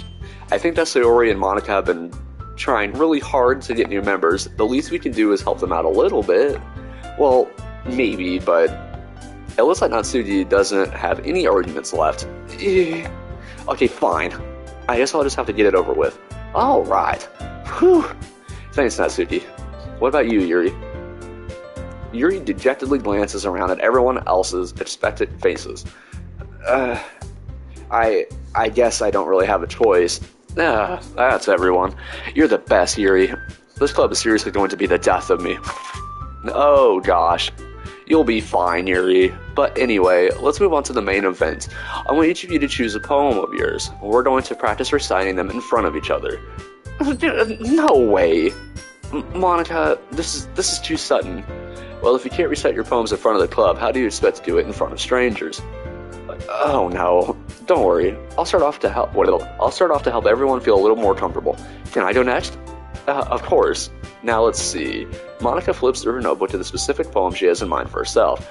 She then stands behind the podium. The title of this poem is The Way They Fly. Monika begins reciting her poem. Her clear, confident voice fills the room. More than that, her inflection is pristine. She knows exactly how to apply emotion behind each line she recites, bringing the words to life.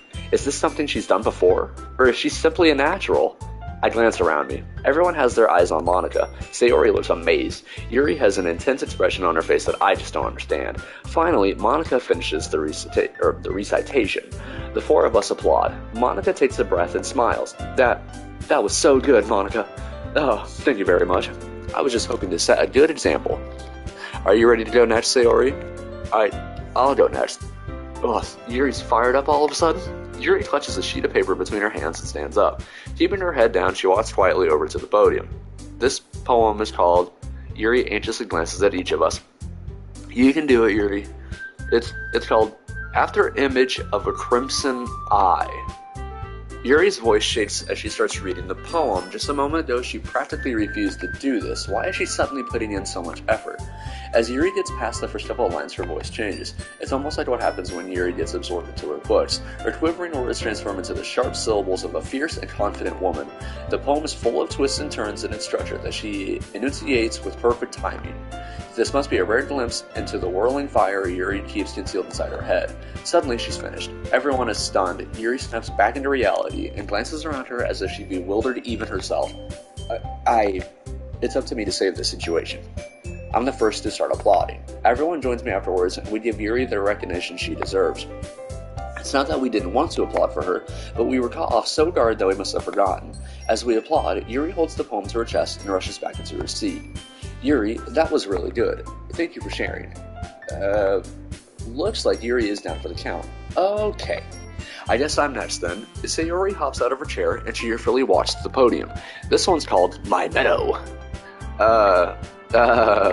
Sorry, I giggled.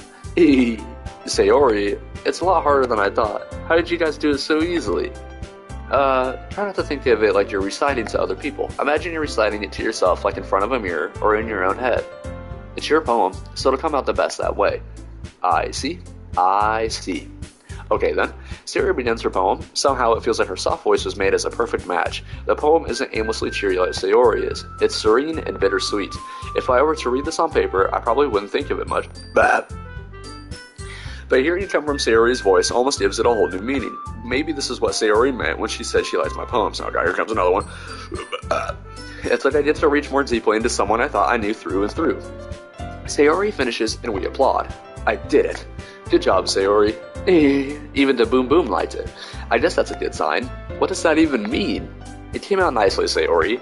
The atmosphere of the poem fits you really nicely, but it might be that other poems wouldn't work quite as well with that kind of delivery. I don't really understand.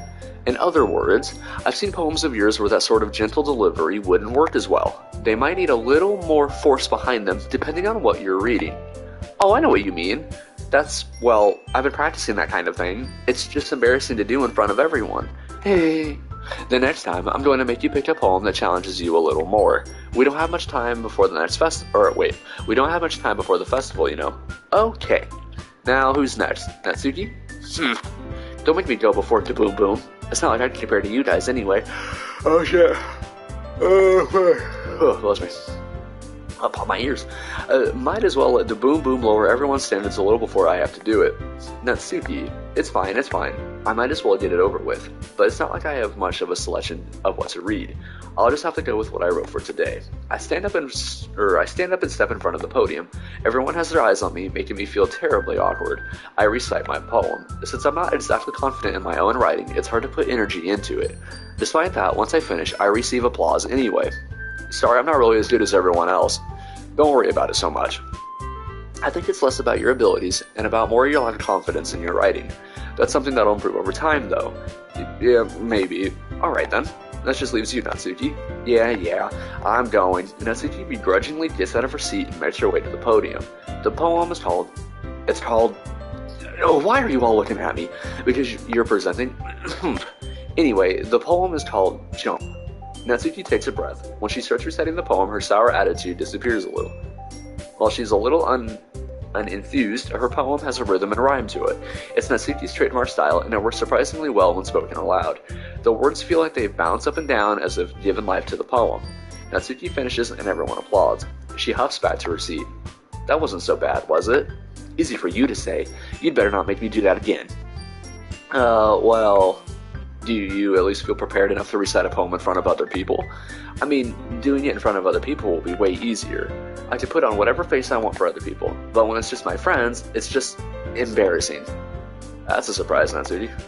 I think it would be the other way around for me. Well, that's just how it is, so, I guess in that case, you won't have much to worry about for the festival. That said, I want to thank everyone for coming though. It might be hard, but I hope that you all have an idea of what it's like now. Make sure you pick a poem and get enough practice before the festival, okay? I'll be making pamphlets, so let me know ahead of time what you'll be reciting. Jeez, I should probably find some other poem to recite instead. That's fine too. It doesn't have to be your own. I'm already pleasantly surprised that you're putting in all this effort for the club. It makes me really happy. Yeah, no problem. Okay, everyone. I think that's about it for today. I know the festival is coming up, but let's try to write poems for tomorrow as well.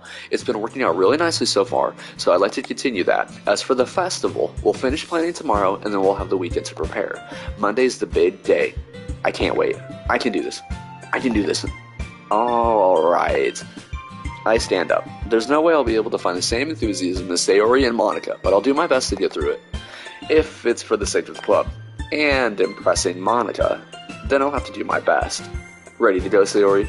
Yep. Look at you two, always going home together like that. It's kind of adorable, isn't it? Hello, Mr. Toast. I hope you are having a wonderful day or night, depending on where you're at. Geez, guys, don't make such a big deal out of it. It must be a little nice, though. Well, how am I supposed to respond to that? It's okay to boom boom, you don't have to say it. Ooh, whatever, let's go already. I walk home with Sayori once more. Even though it's only been a few days, a lot of things have already changed. But today, Sayori is being a little quieter than usual on the way home. Hey, Sayori. Sorry, I was spacing out. No wonder. I was thinking about something from earlier. I like how we get to... I mean... Sayori fumbles with her words. So, let's just say that one day, Yuri asked to walk home with you. What would you do? What kind of question is that? You're kind of putting me on the spot here. I would walk home. I would still walk home with Sayori. Sayori, you really think I would ditch you for Yuri? But she's so beautiful and smart. Oh, jeez. I already see her in the club every day. Besides, you always seem to really like going home together. I wouldn't just ruin that for you. You're so silly, DeBoom Boom. You think about me too much sometimes. Yuri would deserve it if she wanted to. So, Sayori, I've already made up my mind. I really can't figure you out sometimes. Sorry. Besides, what's the point in speculating something that's never going to happen? The conversation trails off. It's kind of a weird thing for Sayori to care so much about, but I want to respect her and keep her happy too. Then again, the festival is only a few days away. Who knows what will happen in that time? Is this another poem? Okay. Again, going for 100%, so now we did 2 poems dedicated to Sayori, so I necessarily don't think I could actually do 2 more. I don't think. So let's see here. Just gonna look real quickly. I apologize if this takes a little longer. Let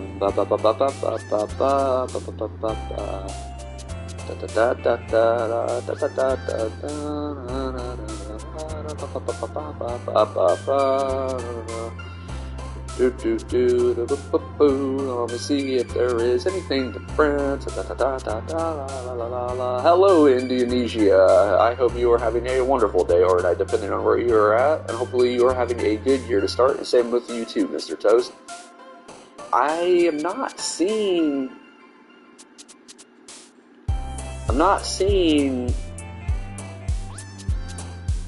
Okay, so it doesn't seem like only Natsuki and Yuri you have to do all 3 poems for, so I guess this one, unfortunately, we're just going to do a bunch of bullshit and we're just going to fly through everything. So get ready, 80%, and here we go. Fuck yeah, beat that motherfucker. Alright, now let's see where we go from there. Aw, man, I'm the last one here again. Don't worry, I just walked in too. Were you practicing piano again? Yeah. You must have a lot of determination, starting this club and now picking up piano. Well, maybe not determination, but I guess passion. Remember that the club wouldn't be here if it wasn't for all of you. And I'm super happy that you are all willing to help out for the festival too. Yeah, going absolutely so fast on that. Yeah, it's definitely the thing that happens. Alright. Oh, I can't wait for the festival. It's gonna be great. Weren't you complaining about it just yesterday, Natsuki? Well, yeah, I'm not talking about our part of the festival, but it's a whole day of school where we get to play and eat all kinds of delicious food. You sound a bit like Sayori all of a sudden. Yeah, she does. That's interesting. Monica, do they usually have fried squid? Squid? That's a pretty specific thing to look forward to. Oh, come on. Are you saying that you don't like squid? You of all people? I didn't say I don't like it. Besides, what do you mean by you of all people? Because it's right in your name. Monika. That's not how you say my name at all. Also, that joke makes no sense in translation. And I don't even know if I even did that right. Never mind. Let's just focus on our own event for now, okay? Fine. Your reactions aren't as fun as Yuri's or Sayori's anyway. Excuse me, where is Sayori anyway? Oh, there you are. Sayori is sitting at a desk in the corner of the room looking down at nothing. I walk over to her. Hey, Sayori. I wave my hand in front of her face. You're spacing out again. Sorry. Don't mind me. You can go talk to everyone else. Is everything alright? Oh, of course. Why wouldn't it be? It just feels like you're a little off. I'm sorry for assuming things. Geez, you worry too much about me. I'm fine. See? Sayori shows me a big smile. Don't let me distract you from having fun with everyone. Well, alright, if you say so. I worriedly glance at Sayori before turning back around to everyone else. But the conversation has already dispersed with everyone back at their usual activities. Maybe I should ask Monika if she's noticed anything about Sayori recently. Since they've been preparing for the festival, they might be spending a lot of time together. I timidly approach Monika, who is shuffling through some papers at her desk. Dabubu, what's up? Hey, this might sound a little strange, but have you noticed anything up with Sayori recently? Anything up with her? And what way do you mean? Maybe I'm reading into it a little too much, but she seems a little bit downcast today. Oh, you think so? I can't say I've noticed anything about her. Monika appears across the room at Sayori, who is idly dragging a rubber eraser up and down her desk. Maybe there is something on her mind, but I'm surprised I'm not the one asking you to boom boom. You certainly know her a lot better than I do. Yeah, but she's never really like this. She's always talked to me about things that bothered her, but this time when I asked her, she was really dismissive. Sorry, I know it's not your problem. I just wanted to ask if you knew anything, so I'll drop it now. No, it's important to me too. I mean, I'm also friends with her, and I also care about the well-being of my club members, you know. Maybe I'll try talking to her myself. Are you sure about that? She seemed like she wanted to be left alone. Are you sure? Maybe she just has a hard time bringing it up with the person of interest. Person of interest? What do you mean by that? I'm saying that maybe the thing on her mind is you, Dabubu. Me? How on earth would you come to that conclusion? Well, I probably shouldn't say too much, but Sayori talks about you more than anything else, you know.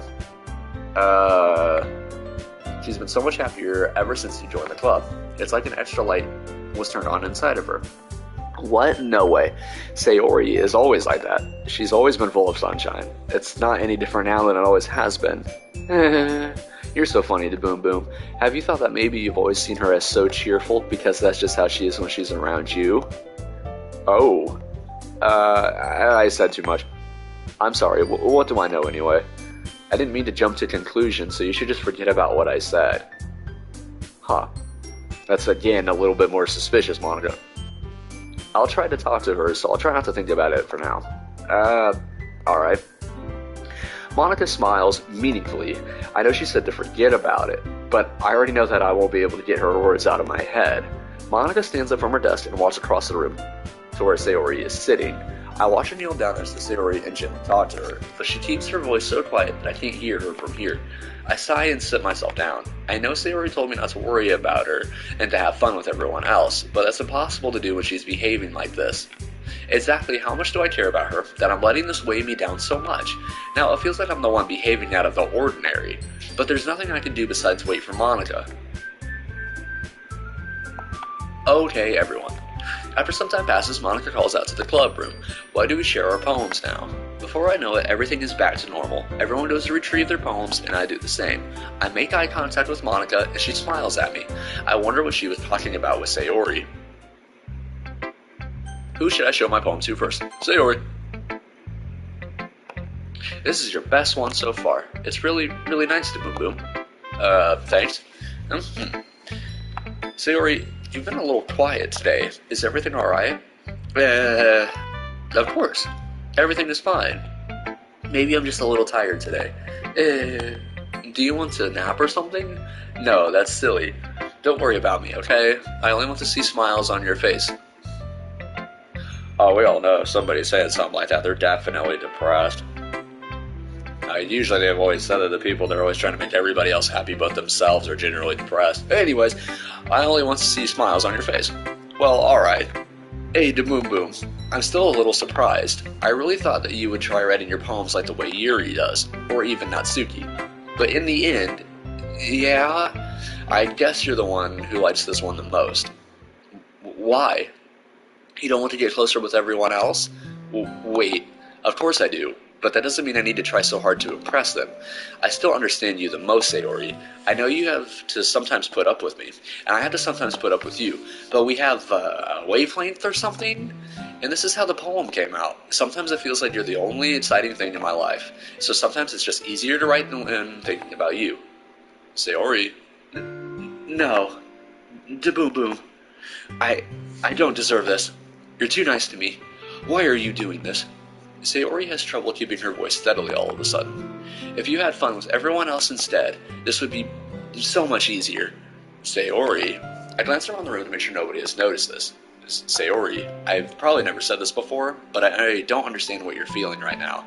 Tell me what will cheer you up. Sayori shakes her head. She sniffles and keeps shaking her head. Finally, she gathers herself and puts on a smile. It's nothing to Boom Boom. It's just a little rain cloud. I'm sorry you had to see that. I promise it won't happen again. Hello, Robin M. Waits. I hope you are having a wonderful day or night, depending on where you're at, and hopefully your year has been somewhat great so far, or, well, really good. Can't believe I just said that. I am so sorry. I promise it won't happen again. It just smiles from everyone, okay? That's all that matters. Go play with everyone else. I'm gonna go home a little bit early today. Sayori, tell Monika I wasn't feeling well, okay? I'll see you tomorrow. Before I can say anything else, Sayori cheerfully walks out of the classroom, humming to herself. Who should I show my poem to next? Natsuki. What was even more interesting, she actually didn't give us a poem. Yeah, this one's alright. Alright. Well, yeah, about as good as yesterday's anyway. I see what you're going for, but it's just not really my style. I mean, that's fine. I'm mostly just glad that you're trying to get a little bit. Well, of course I'm at least trying. Why are you so emotionally invested in my poems anyway? That's great, Robin. I'm very happy to hear that. Isn't that more of a compliment to me? No, gross. It's not like I care. It's just the one of us in this club that has to make sure you're not slacking off. Really? Well, what if you ended up just scaring me away? Well, it's not like you would actually do that. Yeah, you're right. It's kind of a fun to hang out here, even if I have to put up with you. Natsuki's elbow connects with my stomach. Oh, maybe I won't mind staring you away after all. I was just joking. Oh, I know. Don't worry, I was too. How the hell do you call that a joke? That seriously hurt. Well, maybe it was funny to her. Oh, see, she lies, bro. She's beating on you. I guess that's kind of the point. I should really just watch my mouth around Natsuki.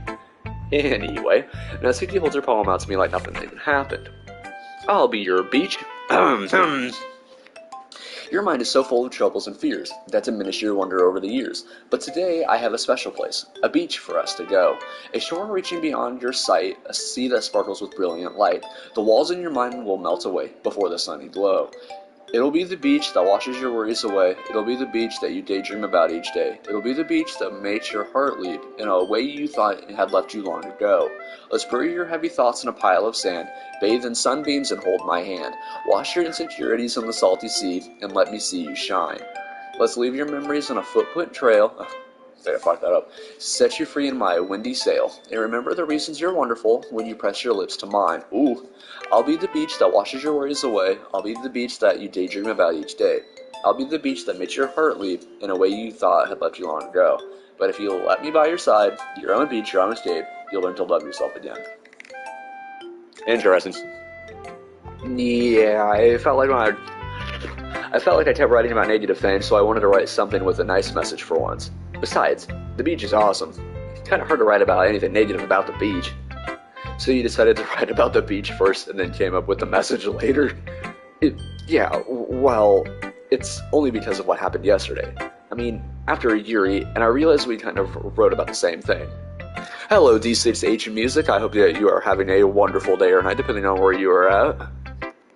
She wanted to pick a topic and have us both write about it, or whatever.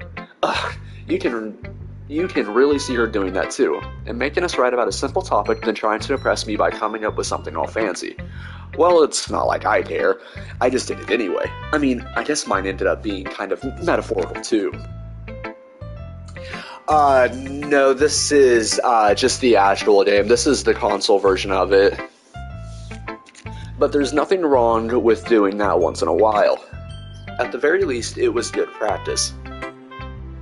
I have seen some of the mods though, dang it, and I really wish some of them could have came to the system.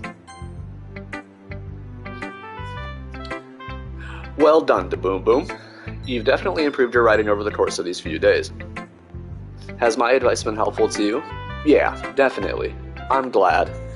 Same to me with as well, Robin. I'm in the smack dab in the middle of it. Sharing our writing like this. It's a lot more fun and rewarding than I anticipated. Like literally 15 minutes away from the actual middle. I need to remember to thank Monika. I think we all felt a little awkward at first, but now it seems like everyone is enjoying sharing their writing and seeing what others think. I guess I can't really disagree. I was afraid this whole thing would be a chore. But it's a great way for me to spend some personal time with all the girls in the club. But it's been fun getting to know everyone in their writing. And I guess doing some writing myself. Well, have you learned anything about yourself, Boom Boom? Well, you know how I like to say that writing is a very personal way to get in touch with yourself. In the end, it doesn't matter if you're a good writer or a bad writer. And even my opinions are just opinions, you know. As always, I believe what's most important is exploring and discovering yourself. Well, that's comforting. I'm kind of afraid of disappointing you in some way or another. Well, that's alright, Mulholland Mob. Why me? Well, you're always sophisticated with your writing and have the most advice to share. Is that so? Yuri thinks for a good minute. Well, that must be terrible. For me to have become someone whose opinion is fearsome? How unlikable of me. Yuri, it's not as bad as you're making it sound in your head. I just meant that I respect your opinion. Oh, I see. I'm sorry that I always overthink and come to those sorts of conclusions. I'm just a little too used to it. Overthinking? Being disliked. Yuri, what am I saying? I'm sorry, I didn't mean to bring that up. Let's move on. Alright. Do you want to share your poem now? Okay, here. Oh god, it's another beach. Beach. A marvel millions of years in the making, where the womb of Earth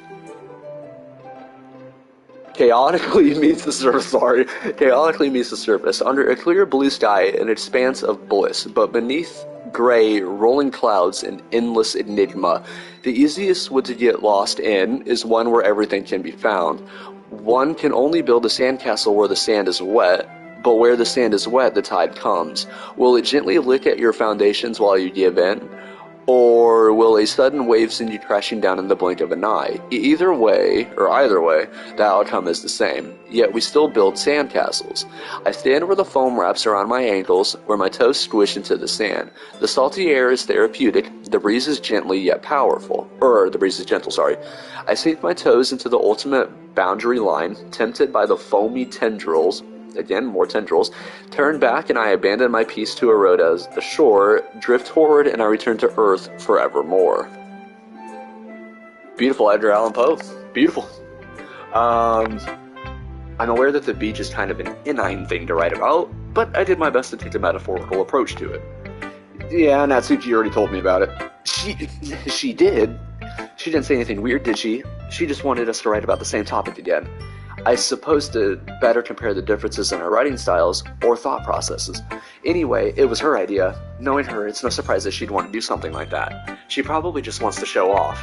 It's not like I have a particular interest in her writing style. I just went with her request. But, well, I suppose it's not so bad to write about something simple on occasion. It can be refreshing, you know. It's good for me to calm my thoughts once in a while. Yeah, I think I agree. Thanks for sharing. Jesus. Alright, Monica. Hi, Da Boom Boom. Have you thought about what you want to submit to perform at the festival? Well, being in this club is one thing, but performing in front of a bunch of people? I'll have to give it some more thought. Okay, no pressure. But whatever you do, I'm sure it'll turn out great. It would also make me happy to see. Anyway, let's take a look. Anyway, let's take a look at today's poem. Sure, I'll let Monica take the poem I'm holding in my hands. It's kind of funny. How so? No, not the poem. I mean, it's funny how your poems and Sayori's poems have been getting more and more similar to each other every day. I'm surprised you're so in sync with her. Then again, you've been spending a lot of time together recently, haven't you? I guess you could say that. Yes, Monica, please. Let us know if you have ever eaten a pepperoni pizza before. Since, she said that one poem that's like, what she say is something about spinning a vinyl on a pizza crust. Although we kind of grew up as best friends, I haven't been seeing as much of her this past year. But since I joined the club, we've been spending a lot of time together again. I see. That reminds me. About how Sayori's been a little bit off today. Yeah, did she tell you something? Well, Da Boom Boom, you haven't been flirting with her, have you? Yeah, meow. Quote, quote, wink, wink. Of course not. Hello, Alex. I hope that you're having a wonderful day or night, depending on where you are at, though, as well. And hopefully your year has been going good, too. I've been treating her like I always do. Alright. Just making sure. I know how much you care about her. It would be terrible if something bad happened to her, so keep an eye on her. Sayori's been acting so much happier ever since you joined the club. What could have happened all of a sudden? Well, never mind. This really isn't the time to be talking about this. Anyway, I'll share my poem with you now, alright? Alright. The Lady Who Knows Everything. An old tale tells of a lady who wanders Earth, the lady who knows everything.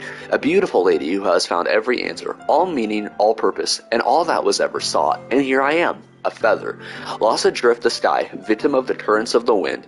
Day after day I search with little hope, knowing legends don't exist. But when all else has failed me, when all others have turned away, the legend is that all remains, the last dim star glimmering in the twilight sky. Until one day the wind ceases to blow, I fall, and I fall and fall and fall even more. Gentle as a feather, a dry quill, expressionless. But a hand catches me between the thumb and forefinger, the hand of a beautiful lady. I look at her eyes and find no end to her gaze. The lady who knows everything knows what I am thinking. Before I can speak, she responds in a hollow voice. I have found every answer, all of which amount to nothing. There is no meaning, there is no purpose, and we seek only the impossible. I am not your legend does not exist. And with a breath, she blows me back afloat, and I pick up a gust of wind. Okay, interesting. I feel like learning and looking for answers are the sorts of things that give life meaning. Not to get too philosophical or anything, but it was kind of on my mind, so that's what I wrote about. I see. I never really put much thought into it. In a way, it's almost paradoxical. Because if we had all the answers, wouldn't the world start to lose its meaning? There's one thing that I noticed. It seems like everyone in the club prefers writing about things that are more sad than happy. Are you surprised? I mean, if everything was okay, we wouldn't really have anything to write about, would we? Humans aren't two-dimensional creatures. What? I think you'd know that better than anyone. What? You mean what? You mean one dimension? What? Oh. Okay. Yeah, that. Anyway, here's Monica's writing tip of the day. What? Are you ever too shy to share your writing because you're afraid it's not that good? It can be really disheartening to get a lukewarm response to something you put so much into. But if you find other people who enjoy writing, then sharing becomes a lot easier. Because instead of just telling you that your writing is good, or okay or bad, they'll want to focus more on everything that went into it, and the things you can work on. It's much more encouraging that way, and it'll make you want to continue improving. It's almost like having your own little literature club, don't you think? Aren't we in literature club? That's my advice for today. Thanks for listening. Okay, you three. We're all done sharing poems, right? Why don't we start figuring out... Hold on a second. Is it just me, or did you say something strange just now? Something did sound a bit unusual. That's right. You deviated from your usual catchphrase when addressing the club. Catchphrase? I don't have a catchphrase. Jeez, why is the mood so weird today? Look, even Yuri isn't immune to it. Ew. The stagnating air is common foreshadowing that something terrible is about to happen. What? Okay, so first off, she's talking about humans being two-dimensional or one-dimensional in this game. And then all of a sudden on the last day, she's telling us to save her game just in case if anything bad's to happen. And now this girl is saying something like that. I don't like this. I don't like what's going on here. What is this? Are they breaking the fourth wall as we speak or something? Because I feel like that's what some of these poems are also about. I don't know. It could just be me. And your bush, maybe. Look, the only thing different is that Sayori isn't here. See, she had to save herself by saying it was in the bush.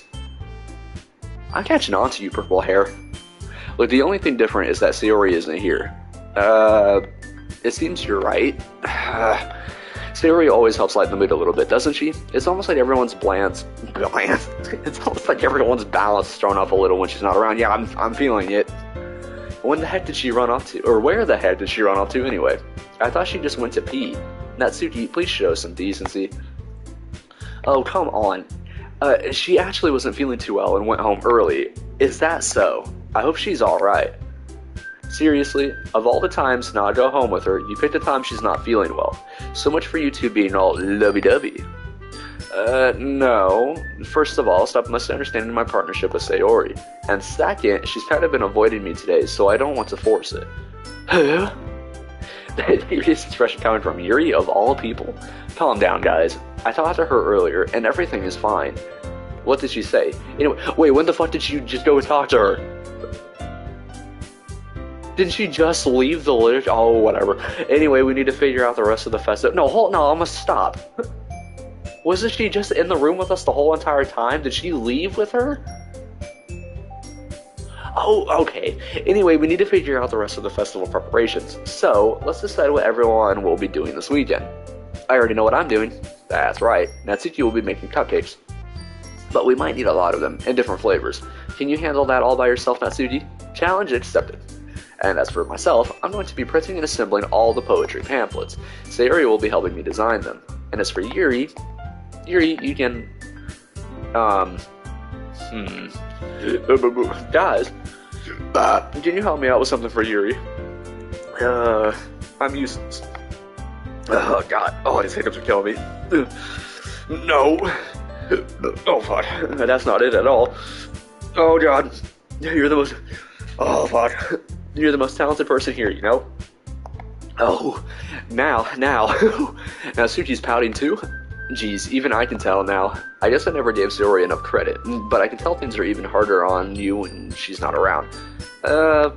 That may be the case, but if I can't also be a leader of my own, then I won't grow as a person. So Yuri, you have beautiful handwriting, you know? So you should make some banners and decorations to help set the atmosphere. Atmosphere? About that. I love atmosphere. Yuri's expression suddenly changes as she stares at her desk and focuses and starts nodding to herself. Your mind is already racing, I see. Well, that's great. You'll be a wonderful help, Yuri. But anyway, that just leaves you to Boom Boom, the one who is truly useless. Don't say that. In fact, both Natsuki and Yuri have some pretty heavy tasks to handle. It would probably go a long way to give one of them a hand. You could always help me out as well. I would be really appreciative of that. Is Monika suggesting I spend the weekend with one of my club members? How on earth are they going to respond to a suggestion like that?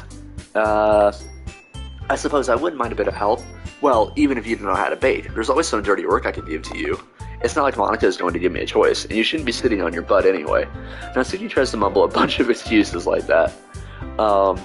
If I recall, Natsuki, you mentioned that you would like to handle the baking on your own. The Boom Boom may not like to be around if you make him out to be a nuisance. So therefore, he may be more suited to assisting with the decorations. Hold on, I never said that. How hard could it be to make a few decorations anyway? Sounds more like you're just making excuses for it to Boom Boom to... What are you saying? It will be extremely meticulous work, and baking isn't? Just what do you think? Guys, let's settle down for a moment. In the end, I think it's up to Boom Boom to decide how he'd like to contribute. Besides, he hasn't really gotten the chance to spend any time with me yet, you know. so I'm sure he's interested in. You literally just said, and I'm surprised as well. Sorry. I was just saying though, jeez, can we just settle this already? Yeah, Boom, you're okay with this, right? In the end, it's up to you. Of course. Very well. In that case, everyone looks straight at me. But of course, I'm going to go with... Fuck these bitches, we're going with Sayori. I mean, if it's going to be anyone, then I prefer helping Sayori. I mean, we're already neighbors, but Monika said that Sayori was helping her. Jeez, do you really hate us that much? No. Sorry, I didn't mean for this to be difficult. Just think of the club, okay? But isn't she a part of the club? Are you just telling me Sayori's not a part of the club anymore? Okay. Well, what about you, Monika? Well, I guess I should probably be helping Monika. Yay, you picked me. Hold on one second. Yeah, Monika, you're the one who needs the least of help out of all of us. But I agree with Natsuki. Not only is your work already most suitable for one person, but you already have Sayori as well. But Tabubu was the one who... that doesn't matter. You were the one who steered him into picking you in the first place. You're the club president, Monika. You're supposed to make responsible decisions for the club. Monika, you shouldn't let any ulterior motives interfere with this decision. Ulterior motives? What are you saying, Yuri? In fact, it sounds like you guys are the ones with the ulterior motives. Excuse me? Otherwise, this wouldn't have been made into such a big deal in the first place. That's completely false, Monika. Yeah, we have a lot of work to do, you know. We won't do as good of a job if you make this work alone. Maybe that's true.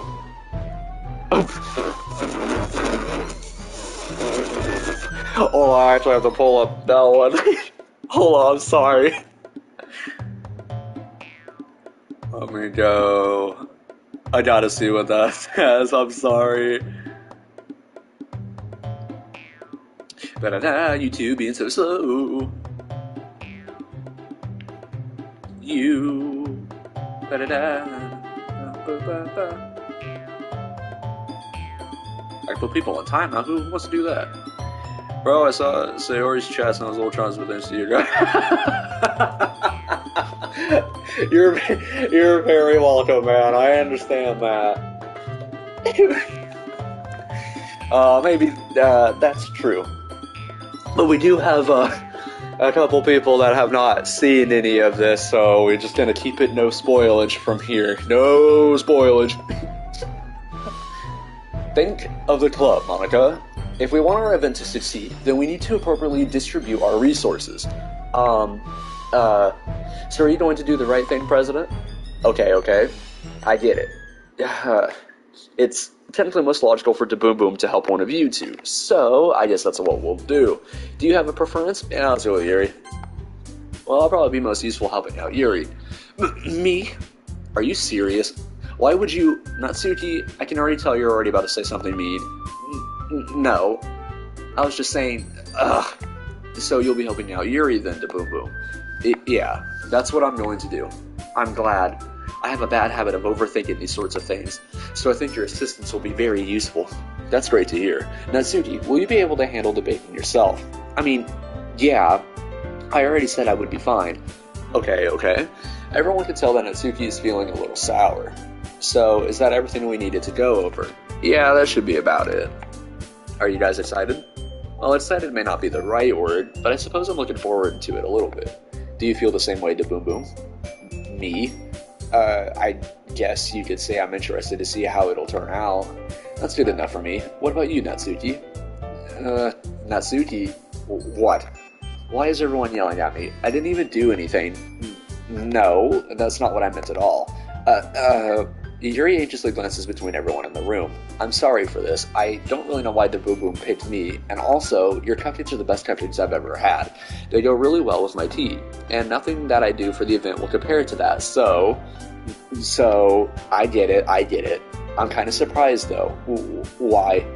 Well, I'm the one acting immature, I already know that, but you're trying to cheer me up all of a sudden. I know I'm not very good at it. I'm sorry if I said something bad. Natsuki isn't the only one surprised. Monika and I are also taken back by Yuri's words. When she already has trouble with words, trying to cheer someone up must be far out of her own comfort zone. but I began to understand. Yuri was trying to sound like Sayori. Even if it didn't work perfectly, I can tell that she tried to say something Sayori would say at a time like this. Because Sayori always helps everyone smile and feel good about themselves. No, I kind of appreciated it. I'm sorry for making a big deal out of nothing. But I'm going to say this. You better bet that my cupcakes are going to be the best part of the whole event. I believe you. Yeah, I hope to see everyone do their best. But with that, there's nothing more for today. So I guess it's time for us to head out. Alright, let's get out of here then. Everyone packs up their things. I start to follow Monika and Natsuki out the door as they chat between each other. I turn around. Sorry, I realize I don't have any way of contacting you this weekend. Oh, you're right. I can't believe that slipped my mind. Should I give you my phone number? I think that would be the best way, yes. Alright then. Yuri and I exchange phone numbers. Okay, then I'll be stopping by your house on Sunday. My house? Is that a problem? No, not at all. I just thought that I'd be the one going to your house since I'm the one helping you. I suppose that makes sense, but if you don't mind, I think I'd prefer going to your house. Alright, in that case, it won't be a problem. I decided not to press Yuri for a reason. It's not like it should matter much either way, so I'll just need to make sure my room is clean. I hope I manage to make myself useful in some way. I'm not nearly as creative as you are. Don't underestimate yourself to Boom Boom. I think that will make a very good, I think that will make a very productive team. Even if you only choose me because you felt bad or something. Wait, you don't actually think that, do you? I don't know.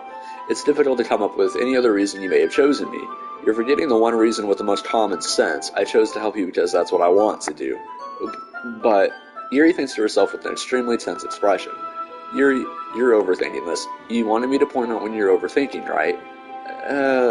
I didn't realize. I'm telling you, I want to. That's all there is to it. Do you believe me? Yuri thinks really hard again. She looks straight into my eyes for a long while. I believe you. As if it took her a tremendous effort, Yuri finally says that and relaxes her expression. And I'm really looking forward to Sunday. Yeah, I am too. After that exchange, I make my way out the door and Yuri follows. I can't believe this. Yuri's going to be coming to my house on Sunday.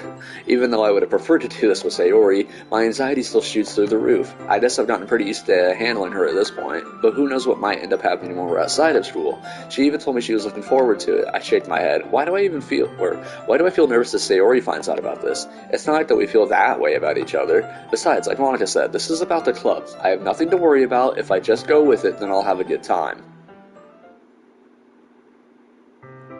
It's already Sunday. I've been getting increasingly anxious about Yuri's upcoming visit. I keep telling myself there's no reason to be nervous, but it doesn't help much. Yuri is clearly an introvert and also an intimate person in general. There is no doubt that she'll open up a little bit when it's just the two of us. Meanwhile, we've even been texting occasionally. She was extremely apprehensive at first, but it wasn't long before I was already learning more about her. But putting Yuri aside, I haven't heard a thing from Sayori since she left club the other day. It's not like we text each other all the time or anything, but I've been worried about her in the back of my mind. Between what Sayori said and what Monika said, is it really okay for me to put Sayori's feelings aside when she might need me? I decided to visit Sayori before Yuri comes over. Rather than asking, I simply tell her I'm coming over, much like we've done in the past. Once I reach Sayori's house, I knock on the door before entering it myself. Again, we used to play so often that we made it a habit of us simply entering each other's houses like we were family. The house is quiet. Sayori isn't anywhere on the first floor, so I assume she's up in her room. It's already strange of her not to run down and greet me. I head up to her bedroom, where I finally find her. Sayori? Hi, Boom Boom. I sit down in her room. Sayori forces a smile. It's easy to tell that she's different. Oh, fuck. There's a minute of silence between us. You haven't come over like this in a long time, have you? I guess you're right. It has been a long time. Not much has really changed, has it? Sayori's room is as messy as it's always been. I also recognize the same stuffed animals and wall decorations that she's had for years now. If you came over more often, it wouldn't be such a mess. That's because I end up cleaning it for you. How come you suddenly wanted to come over today? Aren't you supposed to see Yuri today? Yeah, but wait, how did you know about that? Sayori had already left by the time we decided that last meeting. Monika told me. It's only natural for her to keep me informed about the festival preparations, right? I'm pretty sure it is just you, Mob. I'm pretty sure it is just you. So I have Like, really, like, thank you, dude. Like, seriously. I can't believe how long you've actually been sticking with this broadcast. I don't think I've actually ever had a viewer stick this long. So I appreciate it a whole lot. I just gotta see something real fast again. My bad. Okay. But what about you? Aren't you going to be helping Monika today? Of course. But I'm just helping her out online. We didn't plan to meet up or anything. So it's just me and Yuri then? Yeah. There's more silence between us. Sayori stares in a random direction. Everything about her behavior is really uncharacteristic. I finally get to the point. I just wanted to see how you were doing. After you left on Friday, when something's wrong, you can't hide it from me. I know you too well. So... Sayori smiles, shaking her head. That's no good to Boom Boom. Why can't it just be like it's always been? This is all my fault. If I didn't get so weak and accidentally express my feelings, if I didn't make that stupid mistake, then you wouldn't have been worried about me at all. You wouldn't have come here. You wouldn't have been thinking about me right now. But this is just my punishment, isn't it? What? I'm getting punished for being so selfish. I think that's why the world decided to have you come over today. It just wants to torture me. Sayori. I grabbed Sayori by the shoulders. What on earth are you even talking about, man? Like, what on the fuck? Like, what on earth are you saying? Are you listening to yourself right now? I know something happened to you. There's no other explanation. Oh, I am so sorry. Hi. Hi, Fallen Daisy. I hope you're having a wonderful time, or day, or night, depending on where you're at. Hopefully your year is going good. I am truthfully sorry. I will try to speak this as fast as I possibly can, then. There's no other explanation for you to be like this. So tell me already. Until I know, I won't be able to stop thinking about it. Sayori gives me an empty smile. You really put me in a trap, to Boom Boom. But you're wrong. Nothing happened to me. I've always been like this. You're just seeing it for the first time. Seeing what? What are you talking about, Sayori? You're really just going to make me say it, aren't you, to Boom Boom? I guess I had no choice this time. The thing is, I've had a really bad depression my whole life. Oh yeah, when she mentioned that, actually, was it in the club earlier or yesterday when she was saying something about putting smiles on everybody's faces? That's like 100% linking to that. I've had a really bad depression my whole life. Did you know that? Oh wow. There is nothing wrong with that one, especially when you're so immersed into it. It just puts you like in those shoes. Especially having to physically read it too. Why do you think I'm late to school every day? Because most days I can't even find a reason to get out of bed. What reason is there to do anything when I fully know how worthless I am? Why go to school? Why eat? Why make friends? Why make other people put their energy and caring to waste by having them spend it on me? That's what it feels like, and that's why I just want to make everyone happy. Without anyone worrying about me. I'm in shock. I can't even figure out how to respond. How is it possible that Sayori how is it possible that Sayori kept this from me the entire time that I've known her? Oh my god. Did she really want so badly for me to just not think about her? Why, Sayori? Why is it that you've never told me about this? It almost feels like I've been betrayed as your close friend. Because if I knew, I would have done everything I could to support you. Even if there's only so much that I could do. I would have tried a little bit harder to make every day a little better for you. That's why... it's hard. I'm feeling it, and I'm trying to... right over them. right over those feelings. Alright. Resettling. That's why I'm your friend. All you had to do was tell me. You don't understand that at all, Boom Boom. Why do you think I didn't tell you? Because if I told you, then you would have to waste effort caring about me instead of doing important things. I don't want to be cared about. It's bittersweet when people try to care about me. It feels nice sometimes, but it also feels like a bat being swung against my head. That's why I wanted so badly for you to make friends with everyone else. Helping everyone be together is the best thing for me. But then I discovered something else too. Seeing you make friends and get closer with everyone in the club, it feels like a spear going through my heart. So that's why I decided the world just wants to torture me. Every path leads to nothing but a hurt. You're right that I don't understand. I don't understand your feelings at all. So, yeah, I know, I don't. That's definitely mental illness. After that, it's like she's so depressed or anxious that she's basically admitting these feelings that she has to try to like laugh, if that makes sense. It's like one of those nervous laughs. I don't understand your feelings at all, Sayori, but I don't need to understand. Whatever it takes for me to help you stop hurting, that's what I'll do. No, to Boom Boom. There's nothing. Nothing at all. The only thing that could have helped... Wait, hold on. The only thing that could have helped is if everything could be like it always was. But I was selfish. I finally showed you what a horrible person I am. How in the... Oh, never mind. Tears straight down Sayori's face. I made you join the literature club because I was selfish.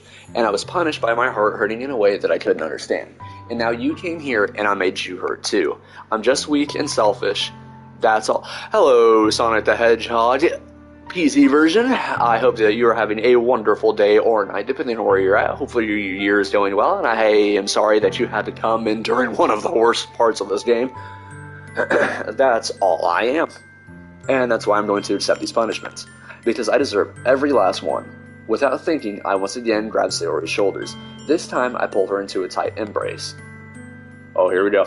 Da boom boom. That's great, man. I am very happy to hear that. Sayori, I don't care if you feel selfish. It is really good. And I was told yesterday that they're supposedly making another game. Damn it, my girlfriend told me what it was, and I can't remember, damn it. God, I hate that. I'm really happy that you convinced me to join the club. Seeing you every day makes it worthwhile enough. If I made friends with everyone else, then that's just a bonus. But please never underestimate how much I care about you. I wouldn't have it any other way. Da boom boom. Sayori isn't hugging me back. Despite my arms being wrapped around her, Sayori's arms remain at her sides. She starts sobbing next to my ear. No, don't do this to me. Please don't do this. Da boom boom. Sayori barely manages to speak between her sobs. I don't know if I'm doing the right thing, but all I want is for her to know that I care. If you have it in you to call yourself selfish, then you have it to let me be selfish too. No matter what it takes, I'll figure out what needs to change. I'll make these feelings go away. And if there's anything that you need me to do, then you'd better tell me. I'll get mad if you don't. I don't know. I don't know. Gently Sayori finally puts her arms around me in return.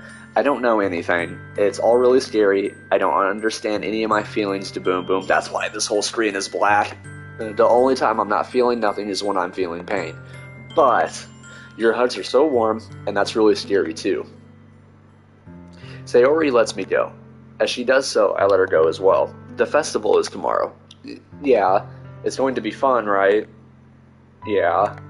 How would you like for me to come spend it all with you? It's what I want. I promise. I think that would be nice then. Yeah. Sayori wipes her eyes. If I could spend the whole day here, I would. It does. It really does. And like at first I thought maybe it was because, the eyes could have been just closed in general, but I actually think it like tries to add that emphasis of emptiness or loneliness, if that makes sense, or like feeling that way. Of all days, this has to be the one where I have other plans. Or wait, hold on. Oh, what the heck just happened? Oh, I didn't know you could do that. Oh, sorry, I'm stupid. Maybe I should cancel. No, don't. Please don't. If you did that, then I really wouldn't forgive you. But it's almost time for Yuri to meet me at my house. At the very least, do you want to come along and help out? It would be fun. To my surprise, Sayori shakes her head. I'm sorry. I don't know if that would be very good for me today. You understand, right? It's kind of hard for me to fully understand, but I'm trying my hardest. It's okay. Don't worry too much about it. I'll see you tomorrow, okay? Alright. I look forward to it. Alright. I said goodbye to Sayori and exit her house. Oh, dude. Oh, no, bro. Shit, dude. Oh, I'm sorry. Oh, fuck. Let's see what's, oh, shit. Mom, it's alright, my guy. It's alright. Calm down. Everything is okay. It's all good. It's your first time. It's all good. Don't cry. It's all good. We all understand the feelings of this game to definitely portray into people, and the way that the mental illness is all around. We're all suffering from it. It's okay. Everyone has a form of it. It's just up to us to be the better person and to look at it in a brighter way. Just keep it like that. Keep looking at it that way. Don't lose anything, okay? Just gotta change up a bit of tone, because we all know how the tone is gonna change even more. So, like I said earlier when the broadcast first started, if there's anything that can't see with that type of thing, feel free to look away, feel free to not watch. It's all to you. And since I am trophy hunting this game, we have to collect every single CG, poem, everything. So far this route we did... who did we write the poems for first? The first two were for Sayori, and the second one, or the third one, we did kind of like a bullcrap fly-through run, because you have to do one in less than 20 seconds or something like that. But on the next playthrough, it should be either... I'm thinking about either being Natsuki or Yuri, one of the two, because you have to write all three poems for both of those girls to get, I think, a certain wallpaper or a CG or a sketch or something. It's one of those. I'm rambling. Alright, we're all collected, we're all calm, we're all breathing.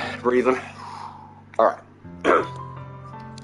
On the way home, I find myself still feeling uneasy, but it's hard for me to keep thinking about it when Yuri is about to come over too. I think Sayori is right. I shouldn't be worrying too much, and we're definitely going to have a great time tomorrow. I should just focus on what's ahead of me. Alright. As I approach my house, I see something that makes me feel a moment of panic. Yuri. Thank goodness. You're a little early. I'm sorry I wasn't home yet. Were you waiting for a long time? No, I just got here, but I started to get really nervous when nobody answered the doorbell. Yeah, ooh. Whew, yeah. So yeah, for Mob, seriously, if I'm serious, if it does get worse, please, at any point in time, don't feel bad or anything about that. You always could have texted me. If I had known, I would have reassured you and hurried more on my way home. I suppose that's true. I didn't think of that for some reason. It should be common sense to do that, but I decided to ignore it. Anyway, let's go inside. I see you brought a lot of stuff with you. That's right. Oh, and for that part, like I said, no spoilers. Believe me, I will say when those parts are going to come. Believe me, I am going to say that. And if it really is that bad, because I don't know about YouTube and their monetization stuff anymore, I will literally... Well, I can't, like, skip the scene. I wish I could, but I would. Alright, just calm, collect yourself. It'll be okay for the next 5 minutes or so. And did you manage to find everything I asked you to buy as well? Yeah, pretty much. At least I hope I got everything right. I'm sure it will be fine. I take Yuri to my room. The first thing she does is glance around curiously, which makes me feel anxious. Yeah, it is. It's so clean. I cleaned it before you came over, so that's very considerate of you to do. No, I would be really embarrassed for my room to be a mess while you were here. Oh crap, yeah, probably, and the crappy thing is since I'm on a PlayStation, I don't think I can do that. Yeah, we probably won't see Natsuki's in here. Oh wait, hold on, we're spoiling for Mob, we can't keep doing that. just stay. Well, I do enjoy cleaning. I would have gladly helped you clean. That would be even more embarrassing. Wait, don't look in there. I snatched Yuri's wrist, which was in the process of opening a desk drawer of mine. I'm sorry. I wasn't thinking for some reason. I was just spacing out. It's fine. I let go of Yuri's wrist. She puts both of her hands firmly in her lap as if making sure she's keeping track of it. So, should we get started? Yes. I have a few things planned that you can help with. Decorations and other atmospheric enhancements. Atmospheric enhancements? You know, mood lighting, aromatherapy candles. Oh, wow.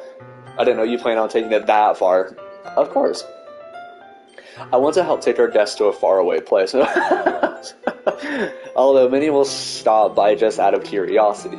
And for cupcakes, I guess. Yeah, as you can tell, or even her ends are like, they're not split or nothing. Like, it's all perfect.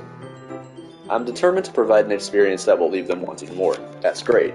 It's easy to forget that you're a pretty intense person. Intense? I guess that's the best way to put it. Is that a bad thing? No, not at all. It's something that I like about you, actually. Is that so? That makes me feel relieved. And kind of happy. Yeah, no need to be so anxious. Hold on, I gotta look up something real fast. Just to see something here. Okay, alright. So, also, since the problem with being on a system is I can't tell people when they subscribe, so to the 2 people that also just subscribed to me as well, thank you very much. I appreciate it a whole heck of a whole lot more than you ever could ever imagine. Yeah, no need to be so anxious. You can relax a little. Relax? I brought some things for relaxation. I was going to use them during the poetry event. Oh, yeah? Like what? Well, let's see. Yuri rummages through her bag. Thank you, Sonic. I appreciate it. Seriously, I appreciate it a whole lot. She pulls out a few candles in a wooden cylinder-shaped object. I did some shopping on the way here, so I happen to have these in my bag. I plan to cover the windows in black paper and use the candles to light the room. I think that would be amazing, don't you? Yeah, that would be really neat. What's that wooden thing, though? Oh, this? It's a diffuser for essential oils. How familiar are you with aromatherapy? Not familiar at all. Is that so? It's one of my favorite contributors to a positive atmosphere. Depending on the oils or herbs you choose, you can change the mood of the air itself. You can even feel it permeate through your body. Relaxation, positive energy, romance, reflection. It's almost like magic. Yuri takes a cylinder and pushes a switch on the bottom. In just a moment, a thin ray of vapor begins to spout through a small hole on the top. Wow, that smells wonderful. What kind of mood is that one for? This is a jasmine essential oil. It smells a little sweet and flowery, right? Yeah, that's a good way to describe it. I chose jasmine for the event because it provides more than relaxation. Jasmine enhances your emotions and helps you feel them flow through your body. You feel warmer and your heart pounds more heavily. Don't you think that will be perfect for sharing our poems? It does sound suitable. Well, I did not know that, actually.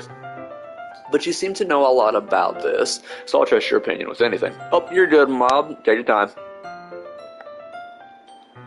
Yuri smiles gently, clearly enjoying herself. Actually, you know what? Since he's taking a break, I'm going to take a bathroom break real fast, and I'll come back to this. I am so sorry if anybody comes into this and sees and I'm not here talking. So I will be right back. I promise to make it as fast as possible. I will be right back here. We'll put up a... There, I don't know if that's the best, but yeah, we'll screw it. Alright, I'll be right back.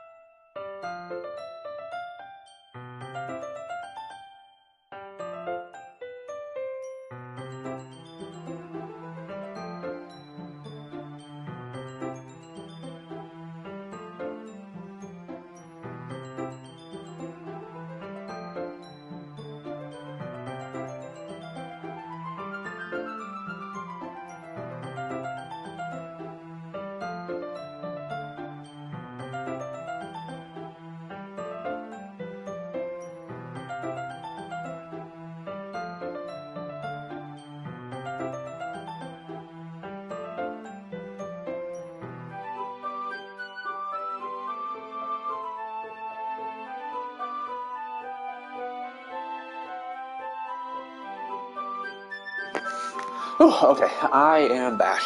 Hopefully that didn't take as long as I thought it was going to, so I don't think it did. Okay. Yuri smiles gently, clearly enjoying herself. She again reaches into her bag and pulls out several spools of thin ribbon. What are those for? Well, did you purchase the origami paper I asked you to get? Yeah, I have it over here. We won't be using that paper for folding origami. What I'd like to do is write a different word on each paper. We'll need about 100 of them. Oh, yeah?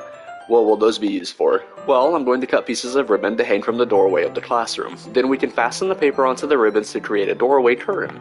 Wouldn't that be beautiful? It would also catch the eye of those passing by the room. It may attract some to peek inside. That's really creative. I had no idea you'd be so good at this, Yuri. Is that so? Well, I suppose I do get a little intense, as you'd put it. Yuri giggles with red cheeks. Is it just me, or is she more relaxed when it's just the two of us? Or maybe it's the excitement she feels from sharing something that she enjoys. Here's a marker to Boom Boom. You can write any characters you want. I'll help you once I finish cutting the ribbons. Alright. Sitting on the floor together, the two of us get to work. I carefully draw a different character on each paper, doing my best to manage my bad handwriting. I messed that up really bad. Oh, welcome back, Mob. I actually just came back from using the bathroom, so I understand. I took that opportunity to go ahead and go.